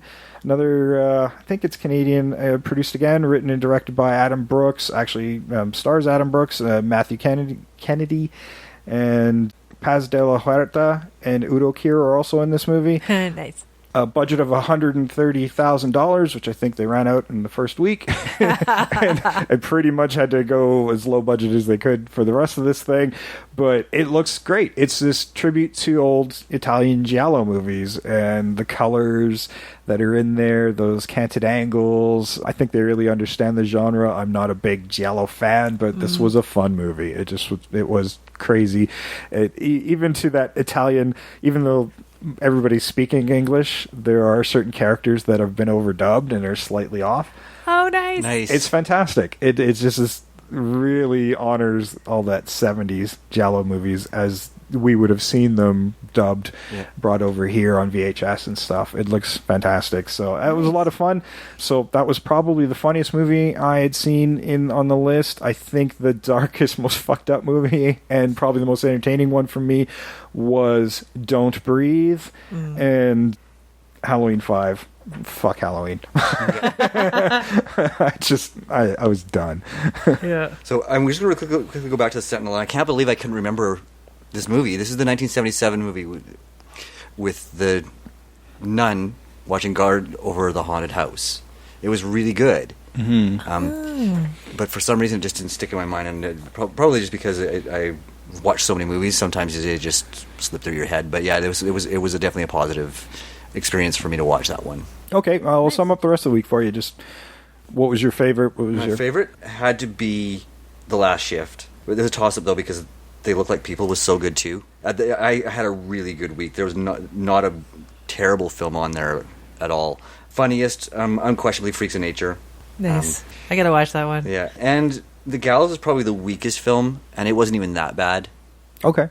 Yeah. Yeah, I don't know. The Cure oversold. I don't think it was that good, but like it's a toss-up. Two favorites. Creep just totally got to me. It got inside me. It infected me. But The Orphanage, like you say, like I just bawling. I was bawling and furious because I watched the horror films to not feel things, and this made me feel things. I feel like I'm partially responsible for your traumas. I know, but like I cannot recommend that one enough. It was wonderful. Oh yeah, that one's going to be hard to beat on the entire list, I'm sure. Yes. Yeah, like that is on a whole other level of kind of movie, and it's so rare to get a movie like that. Mm-hmm. Yeah, Orphanage I can't recommend enough. It's kind of up there with Pan's Labyrinth. True. Yeah. Very true. But yeah, still cool. want to cry. Yeah. I'm sorry. I'll be okay. Okay, well, let's go on to the final 7. I'll leave this one off. I started off, this was kind of I'm not sure if it was a horror movie, and, IMDb doesn't actually rate it as a horror movie, but it's on a lot of horror movie lists, and it came in my horror block, and it's called Turbo Kid, and budget of $50,000. Nobody really going to know in this, except for Michael Ironside. It is BMX version of Mad Max and super gory violent. So, but fun. Like it's a lot of fun. There's actually a music video kind of pseudo prequel I don't know what it was. It's based off of a short that was supposed to be an entry for ABC's of Death. T is for Turbo. Didn't get selected, but you can go on YouTube and watch it. That's also pretty good. And yeah, I really dug it. I want to see more from these guys in this world. It was a lot of fun. I really, really dug it. It is this very loving, low-budget version of a post-apocalyptic kind of wasteland type of movie. So dug it thoroughly. It's about this kid on a bike who finds this alien artifact that can kind of looks like the old Nintendo power glove. Oh, nice. It's just bonkers. It's not like that whole Kronos thing, right? No, Kronos is different something movie. else entirely. That was a good movie though. That was Guillermo del Toro. 26 was Ouija. I was kind of prepping to watch Ouija 2 because I was always curious about this movie, and I've heard really good things about the follow-up that's just come out, but not so great things about this one. It's okay. It's not great. I really hate the trope of you can see the ghost by looking through the, what do you call it? The pointer. The planchette. Planchette. The planchette. That's stupid. It comes from nowhere. It's not a thing. It's stupid. I hate it. But it was okay. I kind of lost interest about midway through. But I can see why they made a sequel. I can see there's enough there. And it did really well. I mean, for a $5 million movie, it grossed worldwide $97.6 million. So, you know, even a mediocre movie can carry on, and if you can find those nuggets, you can make something really good out of it. It's another one of those ghost movies. It just doesn't quite work as well as I would have hoped. Now this one was really good. Number 27, Maggie from 2015, starring Arnold Schwarzenegger and Abigail Breslin. John Scott 3, I'm not sure what that is, wrote the movie. Henry Hobson directed it. This, give it a shot. It's not the typical horror movie. It's more of a drama in a zombie-infected world where Arnold Schwarzenegger's daughter, who's been on her own, and he finds her and she's already been infected. And these are basically the final moments of sharing their family together while she's progressing slowly through the disease. And I feel I have to ask. Yes. You made me watch The Orphanage. Am I going to want to watch Maggie, or am I going to be mad because you're going to make me feel things? I'm not making you do anything. Yeah, here we go. You may feel things. Yeah, I've read that this is one of Schwarzenegger's absolute best performances, in terms of acting ability. Yeah, they keep his dialogue down, but he's. It's reactive. Yeah, it's more of a reactive movie. He doesn't say a lot, but it's more in what he doesn't say. Yeah. There's a lot of emotion in his performance, and I want to see more of this. He's old now. I don't want to see elderly Schwarzenegger with bazookas anymore. It's just it doesn't work anymore. This should be the transition. Yeah, and if he can do more like this, and this was a movie I wanted to see in the theater, and it was impossible to find. Oh yeah, you couldn't. You remember you kept looking, and then it just wasn't here. No, I couldn't find it. The day came and went when it opened, and it didn't open in Calgary anywhere. I was very upset about it, and then I think 3 weeks later it was on demand or whatever. So it just took me a while to go see it because I started thinking, maybe it's not that good. It's really good. And it's a shame that they keep burying Schwarzenegger movies lately. And some of them maybe they should be, but some rightfully so. But that one doesn't sound like one of them. Since he's come back to acting, I've pretty much watched everything, and there's one movie I disliked. So I don't even remember the name of it. He was in charge of these guys. They were doing a heist, and they were that one. Yeah, it was fucking terrible. Yeah, it was terrible. Yeah, that was the only one I didn't like though. Everything else has been pretty entertaining to at least good. So Maggie, probably one of the best performances I've ever seen from Arnold Schwarzenegger. 28 and 29, this is me re-entering The Purge. I actually did these back to back. The Purge Anarchy from 2014 and The Purge Election Year from 2016, written and directed by James DeMonaco again. I really enjoy how he builds on this franchise. When I got into Anarchy, this felt kind of like when I watched Aliens as opposed to Alien, this really closed, claustrophobic movie, and let's see what the world looks like. And that's what Anarchy did for me with this. It's again I think it's more of a politically driven movie, and I like how he builds on that. And we start seeing more characters that follow through into election year, and some characters return in election year from the first one as well, and he makes a small appearance in the second one. So there's some carryover, and it didn't hurt that I have a bit of a crush on Elizabeth Mitchell, so that was another driving force to get to election year, because I really wanted to see Elizabeth Mitchell in a feature. Which other movies was she in? She's more of a TV actress. Okay. She was in several seasons of Lost. Okay. Yeah. I just dig her as an actress. There's just something about her that I really dig. There's a lot of movies I'll watch because I'm like, I like that person.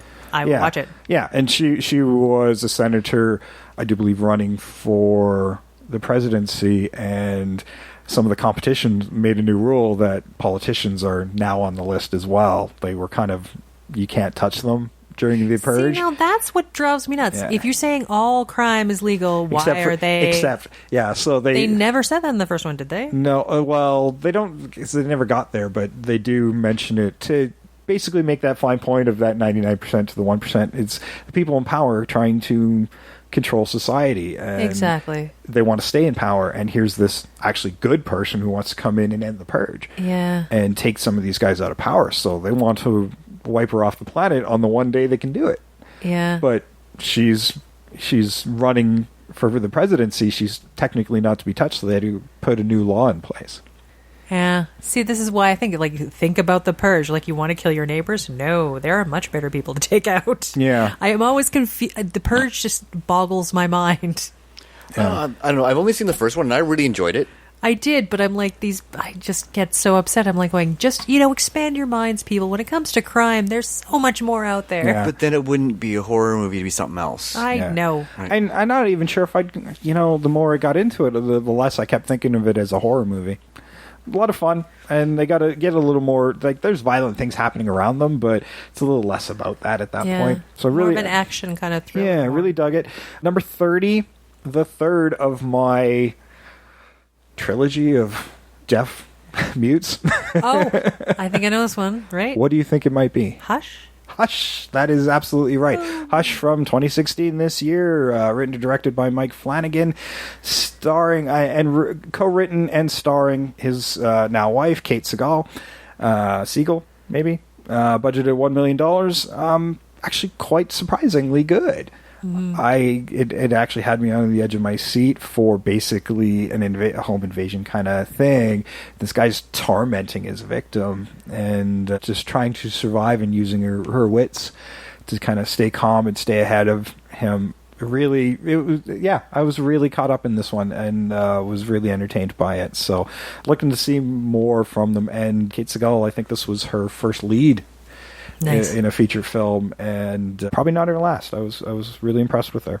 Excellent. And of course, you got to end with something really in the spirit of Halloween on the 31st. And my 31st movie was Tales of Halloween from 2015. It's an anthology film, and there's a ton of people in this, obviously because of it. I think I enjoyed pretty much all the stories in this. There's like 10 stories, so they're not very long. I saw it last Halloween at that big marathon, and so it was a hard one to start with in a marathon, but I really loved it. Yeah, I really dug it, and you got stories by Lucky McKee and Darylyn Bousman from the Saw franchise, Near Marshall, who I really enjoy. People like Adrienne Barbeau are in this, and Tiffany Shippas, and Felicia Rose, and a lot of cameos from famous horror directors as well. Fun movie. I can't pinpoint to one specific story that I really dug. The pumpkin that was eating people was pretty fun. The Kid and the Candy. The Kid and the Candy, yeah. That one really... Yeah, that was kind of fucked up. that was really fucked up, actually. It was good, but that's why, because it was that fucked it's pretty gory movie. I really enjoyed it, but it's kind of that kid friendly gory at the same time. A little, I'm maybe not trick or treat friendly, but a little above that. But I think it might be another Halloween staple along with Trick or Treat. So really dug. That was a really great way to end the month, I think. I'll reiterate real quick because we're starting to get a little short on time. Probably the most fun kind of funny horror movie was Turbo Kid. Best performance, Maggie. Probably the best movie out of this particular week. Actually, the editor was really funny too. Probably the best one out of this week was actually Hush. Nice. Yeah. Nicely done. Okay, so I guess I'm going next. So we'd already talked, everybody saw Stage Fright. That was my movie 25. I watched this immediately after watching The Last Shift because I needed something lighter. Yeah. Because that one was really heavy. We won't talk about Stage Fright anymore because we've already talked about that. Then, because I was really enjoying Anthony de Blasi's films, I followed Jay's lead and I watched Cassadaga. Really enjoyed it. In terms of his films, the ones I watched, I'd put Last Shift as the best, Cassadaga in the middle, and Most Likely to Die as sort of the least effective horror. Number 27, I watched, 'cause Henry Rollins, Wrong Turn 2. Yeah, that was another one I watched several years ago for, again, 31 Days of Horror. And Because Henry Rollins. Because Henry Rollins. But man, that made me sick to my stomach. I have never seen so many intestines in my life. Oh, it's horribly graphic and really not a very good movie. No. But Henry was awesome. Yeah. How many wrong turns have they made? Oh, 5 or 6 Yeah. now. I think 6 just came out. Yeah, something like that. Yeah, people are buying into it, and this I've seen the first one. I saw the first one when it first came out, and then this one. I mean, if they were 6 in, I'm only watching the second one now. It shows how much I enjoyed the first one. But again, because Henry Rollins. I've never really I watched liked the Mongoloid Mountain Men kind of horror movies, and that didn't help. The Hills Have Eyes really. The first Wrong Turn's got not me. bad, but I think I watched up to 3, and I'm like, screw You're done, this. yeah. I can't do this anymore. They just both made me sick to my stomach. Yeah, no, and I felt pretty much the same way after watching this one. Yeah, and I don't like it. It's not freak out. I was just disgusted by it. Yeah, it is so over the top gory. Yeah. and not in an entertaining way. No. Yeah, because sometimes it goes over the top and you don't feel as grossed out because it looks so ridiculous. Yeah. Does that make sense? And I was entertained and yet horrified when Henry Rollins finally dies in that Yes, movie. yeah, because he does have a pretty epic death scene. It is Nice. pretty epic, yeah. For number 28, I watched Enter Nowhere. I know I mentioned this one to Trish. Great movie. Barely a horror movie. It's really more of a science fiction, supernatural thriller. Right. But so good. Again, small cast. I think the entire cast is 6 people, and most of the movie is just 3 people. Nice. It's really interesting. Highly recommend it. And be patient because it takes about 20-25 minutes before things start tying together. But it is so worth that wait.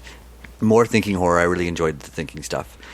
So I followed up the thinking stuff with something that's, well, still a head fuck, but horribly gory. I watched Martyrs 2008. See, I was going to give you shit when I saw you watch that because I want to cover that on the show Yeah. because it's been remade. Yes, it's because this is the remake that I But- watched. Oh, you watched the remake? No, the remake was just last year. 2008. Oh no, sorry, no, I watched the original. French That's right. one. Yes, 2008. Yeah, sorry, yeah. Yeah. So what'd you think? Because I remember doing this for 31 Days of Horror several years ago. I wish the articles were still up on MySpace, but they're gone. Yeah. And I was very shocked by it because when I finally got done with it, despite a lot of horrifying things, I didn't want to call it a horror movie because I thought that was kind of insulting to the I have message. to agree with you, and it's really almost 2 different movies. Yeah. Because your first half of the movie is one thing. It's all this girl's head damage and the damage inside her head, and then it changes into something completely different. Yeah. It's so good. Yeah. Yeah. These horrible things they do to this girl to get to an interesting place of enlightenment. Yes. Yeah. It's Yeah, I think I saw part of it, and it just, I think I blocked most of it out. It disturbed me. It is disturbing, but it's not. It's not as horrible as I thought it was, like emotionally as I thought it was going to be. It should have been. It should have been, yeah. But they had it just at that right level where you're just horrified by it without being traumatized by it. Yeah, Like, it was it does pull you back in. Yeah. So my 30th movie was Lemon Tree Passage, this Australian horror film. Also quite good. As I mentioned when we were talking about Lights Out with the logical ending, this was another movie that had actually virtually the same ending, but in a different setting. It was really, really well handled. It was better than Lights Out. in terms of the way the story was told, getting you to care about the characters, and a lot of twists. It's like, okay, you think one girl's going to be final girl, then you think another girl's going to be final girl, and then you think, well, maybe there is no final girl. Like, it's really well done. It always keeps you guessing as to what's happening. Nice. Right. And then my last movie was a movie called We Are Still Here. It was a haunted house trope movie. Another one I was going to So give you good. shit for because it's been remade. Sorry, you can't give me shit. You said movies I haven't seen. I watched movies I haven't seen. That's fine. Yeah. I tried to avoid the remakey kind of stuff because I do want to cover them down the road. I'll I watch didn't this know one that again. was one on our list because I did I've not. also watched it, but just in my own time. Yeah. One of the best haunted house movies I've ever seen. So good. It was so good. I actually watched this with my stepson because he was up visiting, and I had said I have one more to watch, so you're gonna have to sit through a horror movie, and he picked it. So credit to him because it was really, really good. And, Yeah, I've had my eye on that one for a while. and I've seen it I'll on watch it Netflix. again, Nice. so don't worry. Okay. It's so good. I'll happily totally again. watch it again. I was going to watch it, and then of course I do a little research going into these things now, and I'm like, oh, it's been remade, so I gotta wait. And I also like the Stark winter horror movies, Yeah.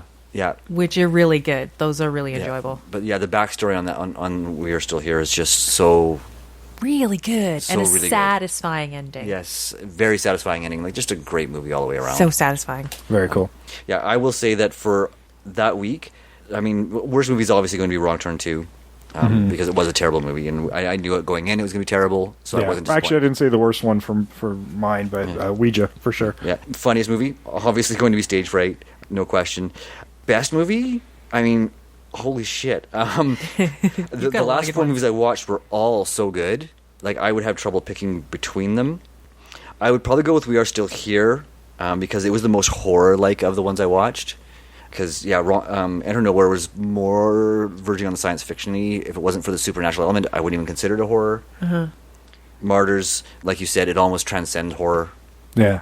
And then Lemon Tree Passage is just a good ghost story, but it's nowhere near as good as We Are Still Here. Cool. Well, it sounds like a good week there as well. Yeah. Okay, Trish. All right, we're getting to the end of it. We're rounding it up. Okay, I didn't say before, really enjoyed Krampus the week before. That was good. But this week, not too bad either. Did pretty good. I started off number 25, Insidious 2. Because I Okay. like an Insidious movie. Yep. I figured, let's do some sequels. Then 26, Housebound. Freaking loved it. I've recommended that to you a while ago, and Yeah. man, so good. So good. I loved 'Cause, it. Yeah, it's a bit Scooby Doo, but in all the best ways. Like Yes. it sells itself as a ghost story, but it's not. No. And that's the beauty of that movie. And the leads in this movie, I loved, all of them. Yeah. Like, her mother is just that mother. Yeah. Who just keeps talking. And her parole officer, I thought he was just so endearing. I loved him. Yeah, after watching it, I actually just got it off of Amazon recently because I'm like, I think I need to own this. Oh, You yeah. know, Netflix wasn't enough. It's super brilliant. Super Yeah. brilliant. So I thought, okay, super brilliant. I'm going to go a little lower.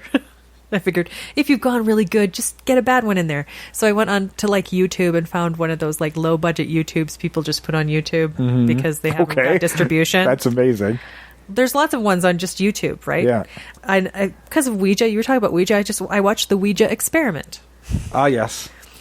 which not actually for a little indie movie, not bad. Yeah, they Like- are actually on Netflix as well, the Ouija experiments. Yeah, it's not a bad flick, not at all. It's just it's very kind of small. You only got 4 characters. I think it was pretty good. Okay. Sometimes I like to watch the really lower budget ones because I'm like, what could we do with very little money? Just make a good story. Yeah, there were, God knows, I had some really low budget ones. I'm like, I had more than one that didn't even make $200,000 as far as its Yeah. budget was concerned. So that's crazy cheap. Yeah. And you can do amazing things. Yep. And then I watched The Forest.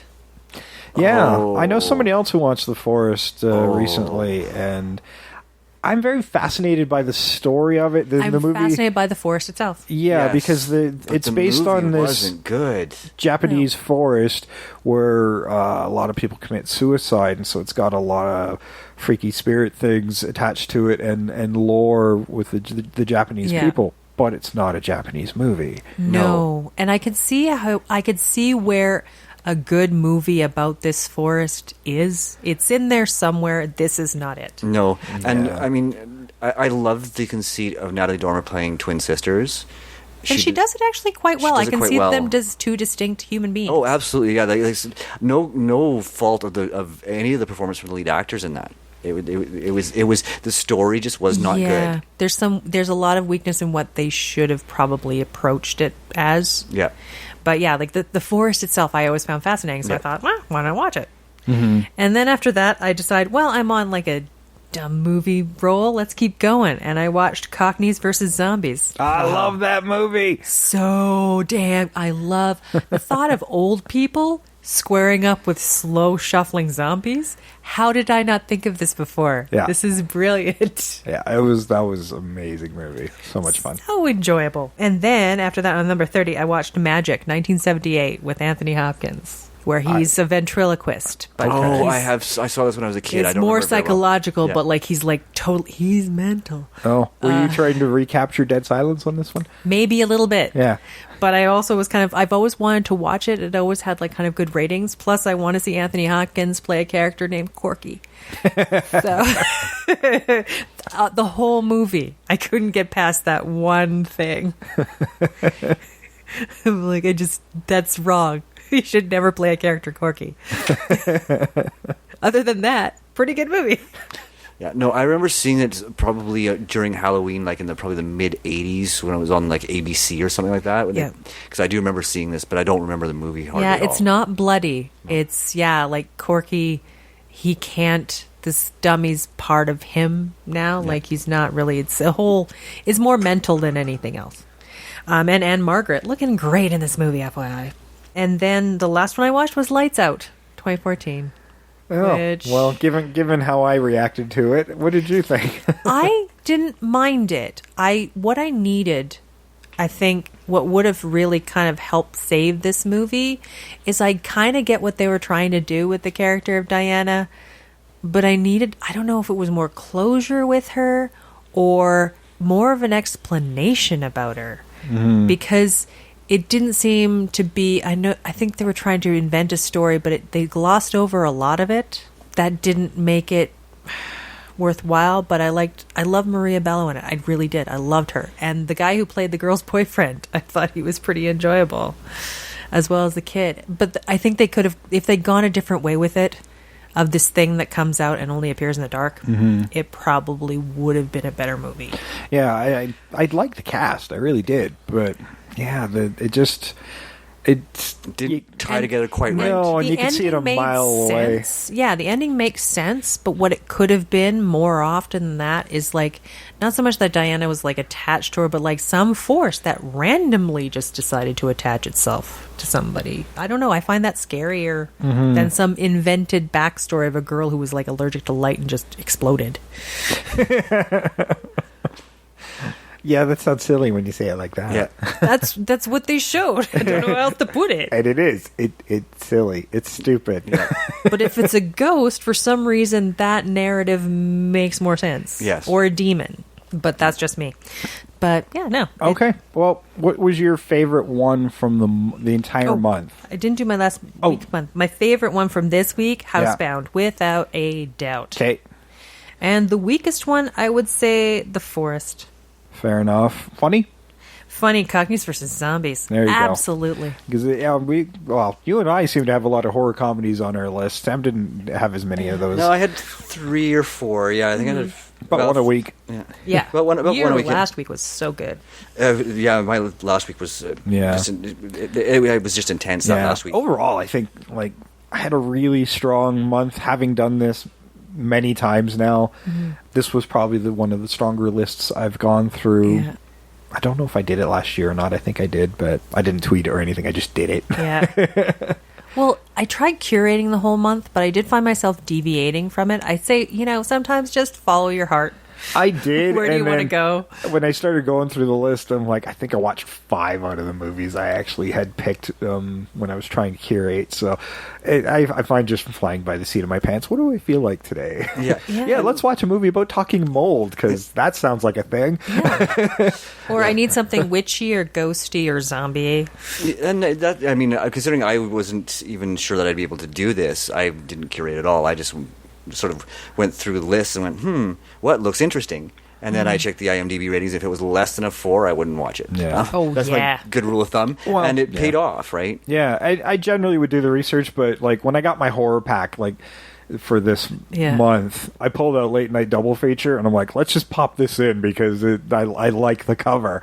Yeah. You know, it was just, let's see what happens. Like, it could have been horrible, and parts of it were, but parts of it were great as well. So, and There's some beautiful strong gems. actors that came out of that. So, yeah, you just never know, and I had a lot of low budget in there. Man, it's tough to pick one really standout one in this entire month. Boy, Don't Breathe might be my favorite from the entire month. Avenged is right up there, probably number 2 spot.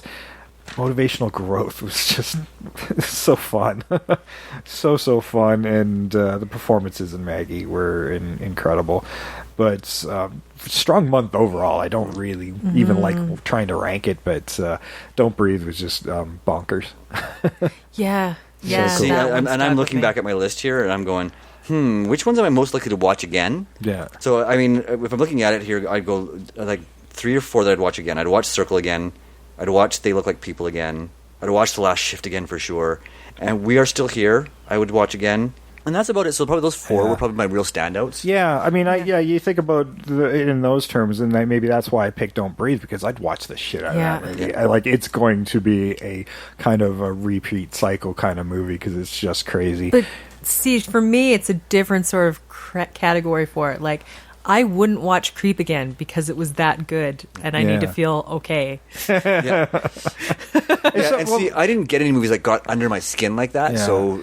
Well, Martyrs got under my skin, but in a very different way. Yeah. Like, it's a very thought-provoking movie, and it's not one I'm overly eager to go back to.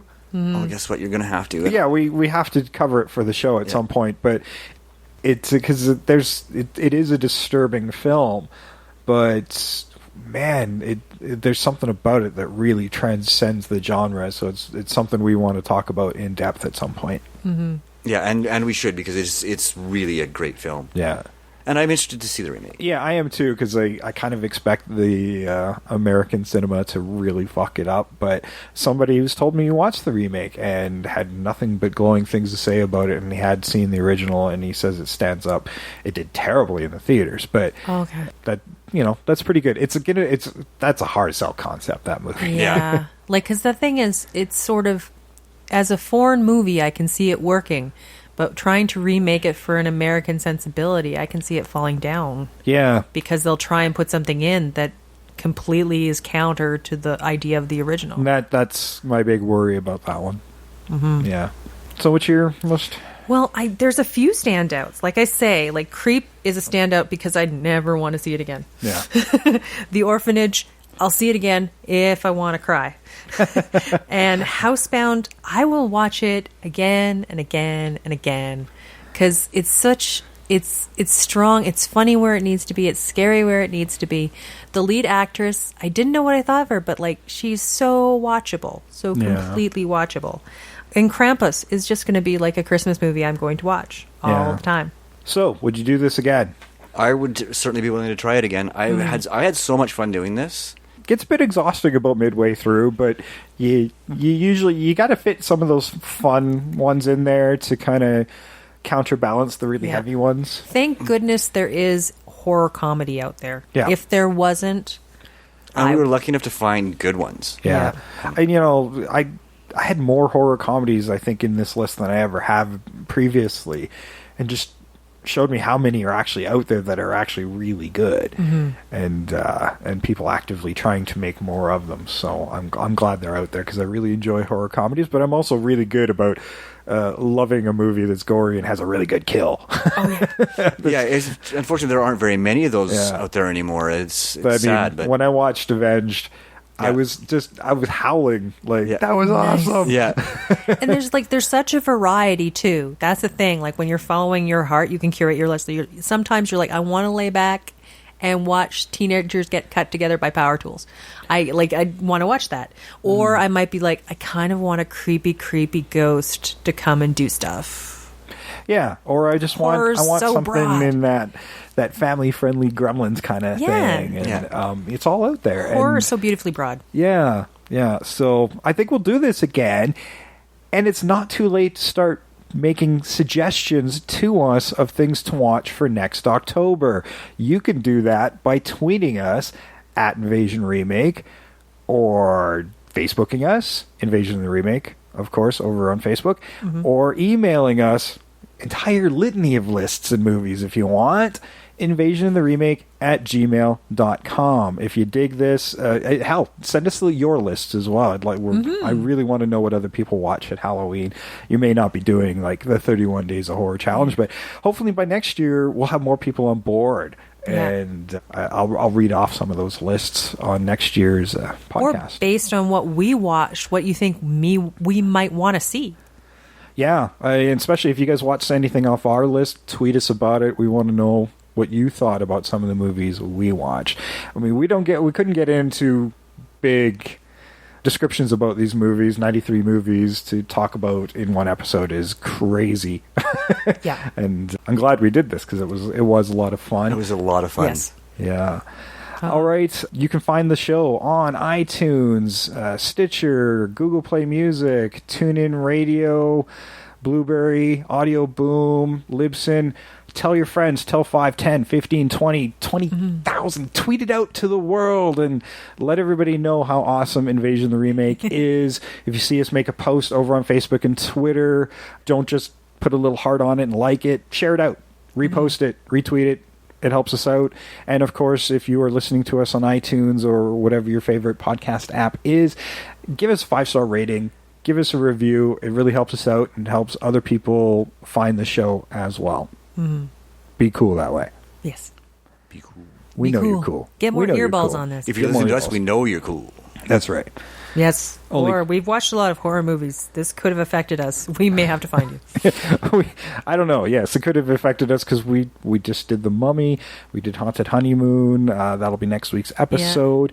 And we got House coming up. And we're entering into Christmas. And there's some good horror in Christmas time. So Exactly. you don't know what we're going to do. Well, we talked like 93 movies. That's 93 just on these lists. And not Yeah. all of us were adding the ones that we were watching for the show. And Yeah. there is so many horror movies that have yet to be seen, and I've seen a lot. It's so easy to put this a list like this together, but it's a lot harder to find some really good stuff amongst horror. Like, let's face it, this genre can be a bit dodgy. Oh, yeah. A little bit, yeah. But to be fair, there can be ones where it can be terrible, but there's that magical little bit that you think could be remade. And you know Into what? something Maybe beautiful. we'll find something else to talk about off our lists. I mean, because some of us we went back to some older horror. I mean, the 70s and 80s Yeah. horror that could bear some looking at. Right? Yeah, that I was a little disappointed in myself because I didn't go back to some of the stuff I wanted to go back to. Just honestly, it felt like it wasn't enough October for me this year.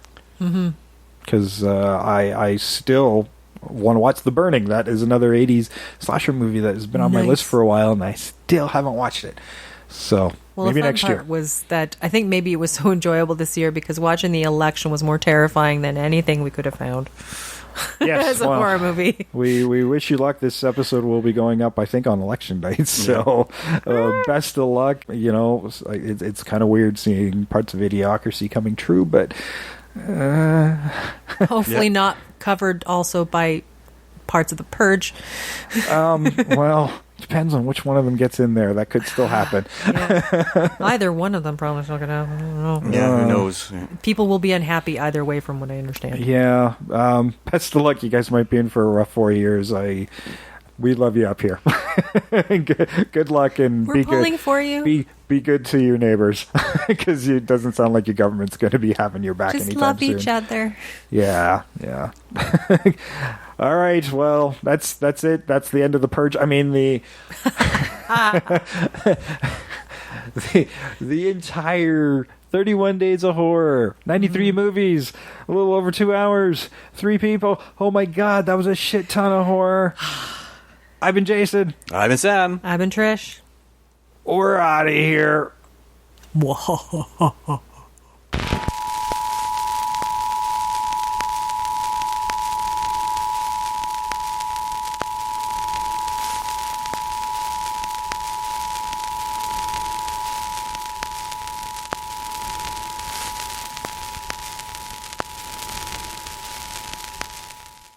without further ado, Herr Director. What is at the heart of haunting? A love story about... It's about covering. Covering up who you really are. And isn't that the scariest thing of all? That's why I'm going to reinvent this entire production and cover it with a postmodern face. Now, who can tell me what Japanese tradition involves covering your face all in white? Bukkake. Kabuki?